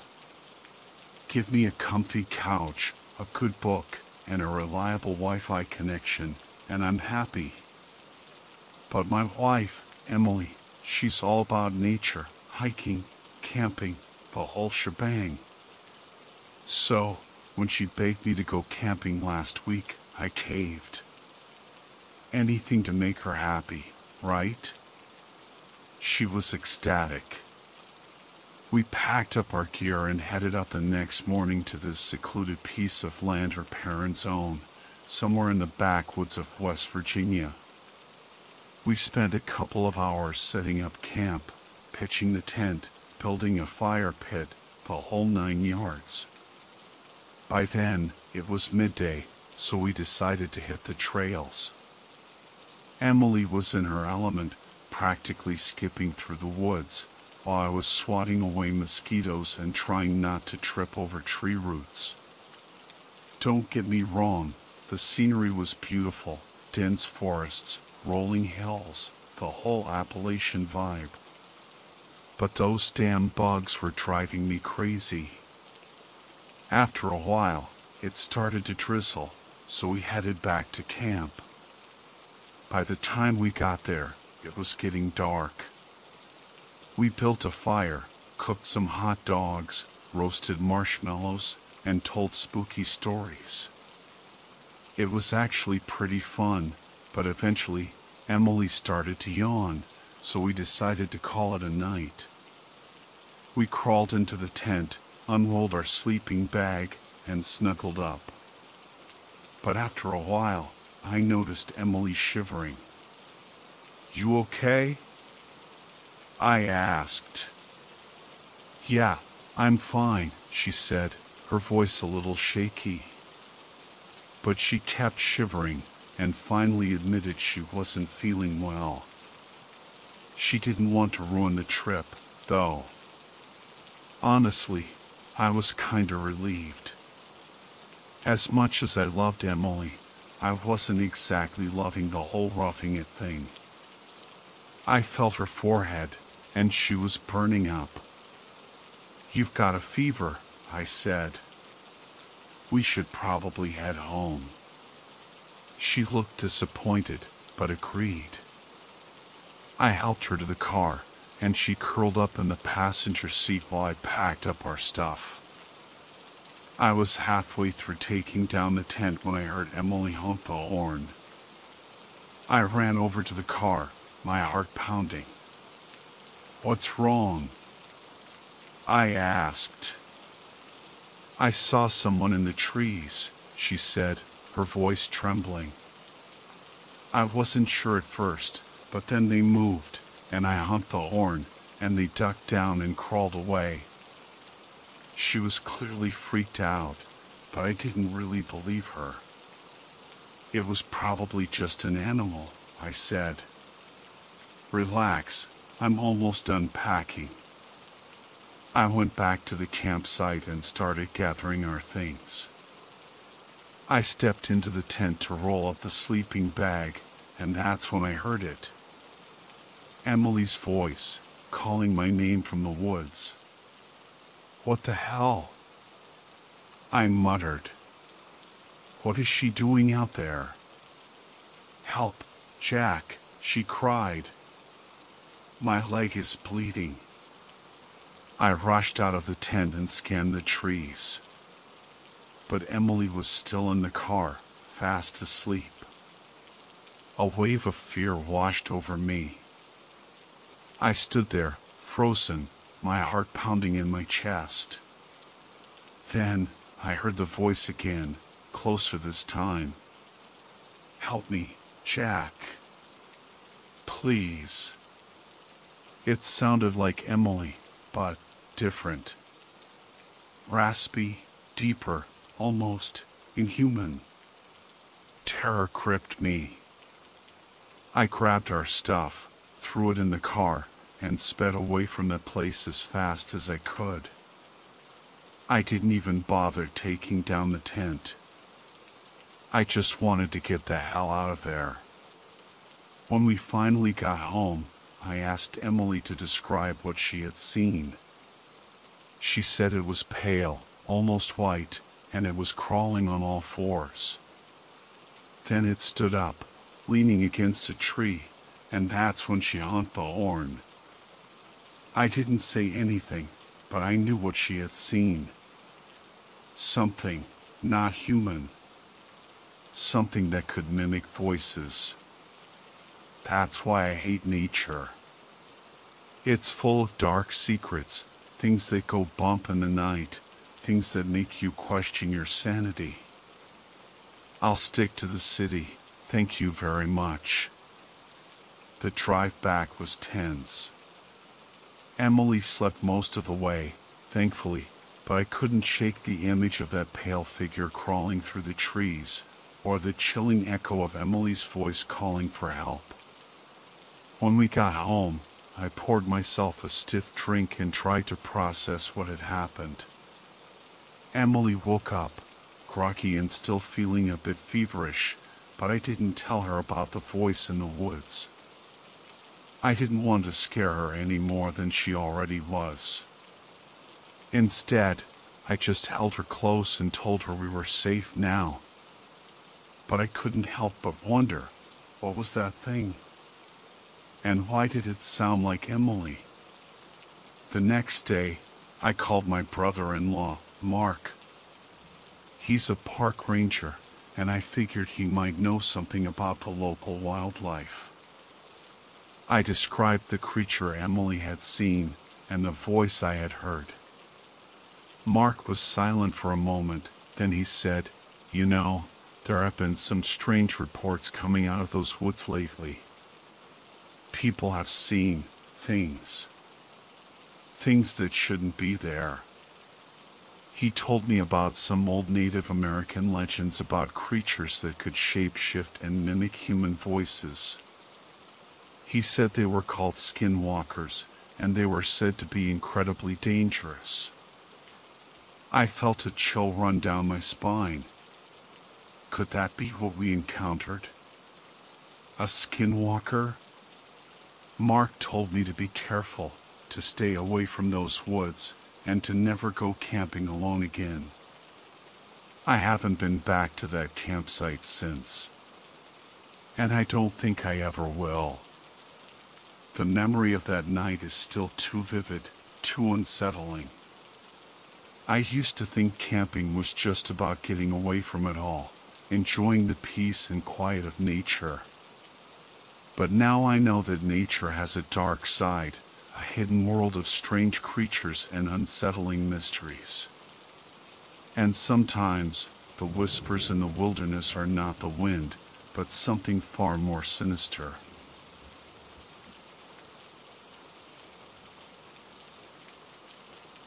I'm never going camping again. Not after what happened at Moxie Pond. It was supposed to be a relaxing getaway with my girlfriend, but it turned into a nightmare. I love camping. Always have. My family has this cabin on Moxie Pond, up in Maine. It's totally secluded, miles from civilization, surrounded by trees and water. No electricity, no plumbing, just the sounds of nature and the occasional loon call. It's my happy place. My girlfriend, Ashley, is more of a city girl, but she was excited to experience the rustic charm of my family's cabin. We packed up my truck and headed out. It's about a 4-hour drive from Portland, mostly through small towns and winding mountain roads. The further you get from civilization, the more isolated it feels. We arrived at the cabin as dusk was settling. The woods were dark and silent, the only light coming from the moon and the stars. Ashley was a little freaked out by the remoteness, but I reassured her that nothing bad had ever happened up there. We settled in, unpacked our stuff, and I made dinner while Ashley read a book. The cabin was cozy, with a wood-burning stove and gas lamps. It was a nice change of pace from the city, even if it meant using an outhouse and pumping water from the lake. We spent the next few days exploring the area, swimming in the lake, kayaking to nearby islands, and just enjoying each other's company. It was actually pretty romantic, being completely alone in the wilderness. I had brought a tent, hoping to spend a night out under the stars, but Ashley was hesitant at first. After a few nights at the cabin, though, she warmed up to the idea. As long as I brought my shotgun, she said. I agreed, even though I had never encountered any dangerous animals up there. We found a nice clearing near the lake and set up the tent. We spent the day swimming and relaxing, and then cooked hot dogs and s'mores over the campfire. As darkness fell, we crawled into the tent and snuggled up in our sleeping bags. Ashley fell asleep quickly, but I tossed and turned, my mind racing. I kept thinking about the strange shadows I had seen moving through the trees on the drive-in. I told myself it was just my imagination, but I couldn't shake the feeling that something was watching us. I finally drifted off, but I woke up in the middle of the night with a jolt. I felt Ashley get out of the tent, and I saw the faint glow of her flashlight as she moved around outside. I tried to call out to her, but I couldn't speak. It was like I was paralyzed. After a minute, she came back in and lay down beside me. I still couldn't move or speak. I just lay there, my heart pounding, wondering what the hell was going on. Then, I heard Ashley's voice, whispering from outside the tent. You need to get out of there, she hissed. That's not me. Get out. We need to get back to the cabin. My blood ran cold. I opened my eyes, but I couldn't see anything in the darkness. I sat up and reached for my shotgun, but Ashley's hands grabbed my arms and pulled me back down. Where are you going? She whispered. I froze. Her voice sounded different. Deeper, raspy, almost inhuman. My mind raced. Was I dreaming? Hallucinating? What was happening? Ashley pulled me closer and kissed me. It was a passionate, aggressive kiss, unlike anything she had ever initiated before. She was usually more reserved, but tonight she was different. She pulled away and got out of the tent again. I lay there, listening to her footsteps fade into the distance. I couldn't hear anything else, no crickets, no owls, just an eerie silence. After a few minutes, I heard her footsteps returning. She crawled back into the tent, and I held her close. She was warm and soft, but something felt off. I finally fell asleep, exhausted and confused. The next morning, I made pancakes and bacon over the campfire. I mentioned the strange events of the night before, but Ashley just looked at me blankly. She didn't remember any of it. I chalked it up to a weird dream, but I couldn't shake the feeling that something wasn't right. After breakfast, I started packing up the tent. I sent Ashley back to the cabin with some of our gear, and I watched her disappear into the trees. As I was struggling to get the tent back into its bag, I realized I wasn't alone. I turned around, and there was Ashley, standing in the clearing, completely naked. She giggled at my shocked expression and walked towards me. She knelt down in front of me, and, well, let's just say she was a lot more enthusiastic than usual. Afterward, she got up and walked back to the cabin. I finished packing up the tent and followed her, feeling exhausted but also strangely energized. Back at the cabin, I took a nap. When I woke up, Ashley was all over me again. This continued for the rest of the day, and each time, I would pass out immediately afterward. The next morning, we packed up and headed back to the city. Ashley seemed to have a hazy memory of the past few days, but she was still more adventurous than usual. I was starting to get concerned. She kept pushing me, even when I told her I was tired. And I was noticing more and more white hairs in my beard, like I was aging rapidly.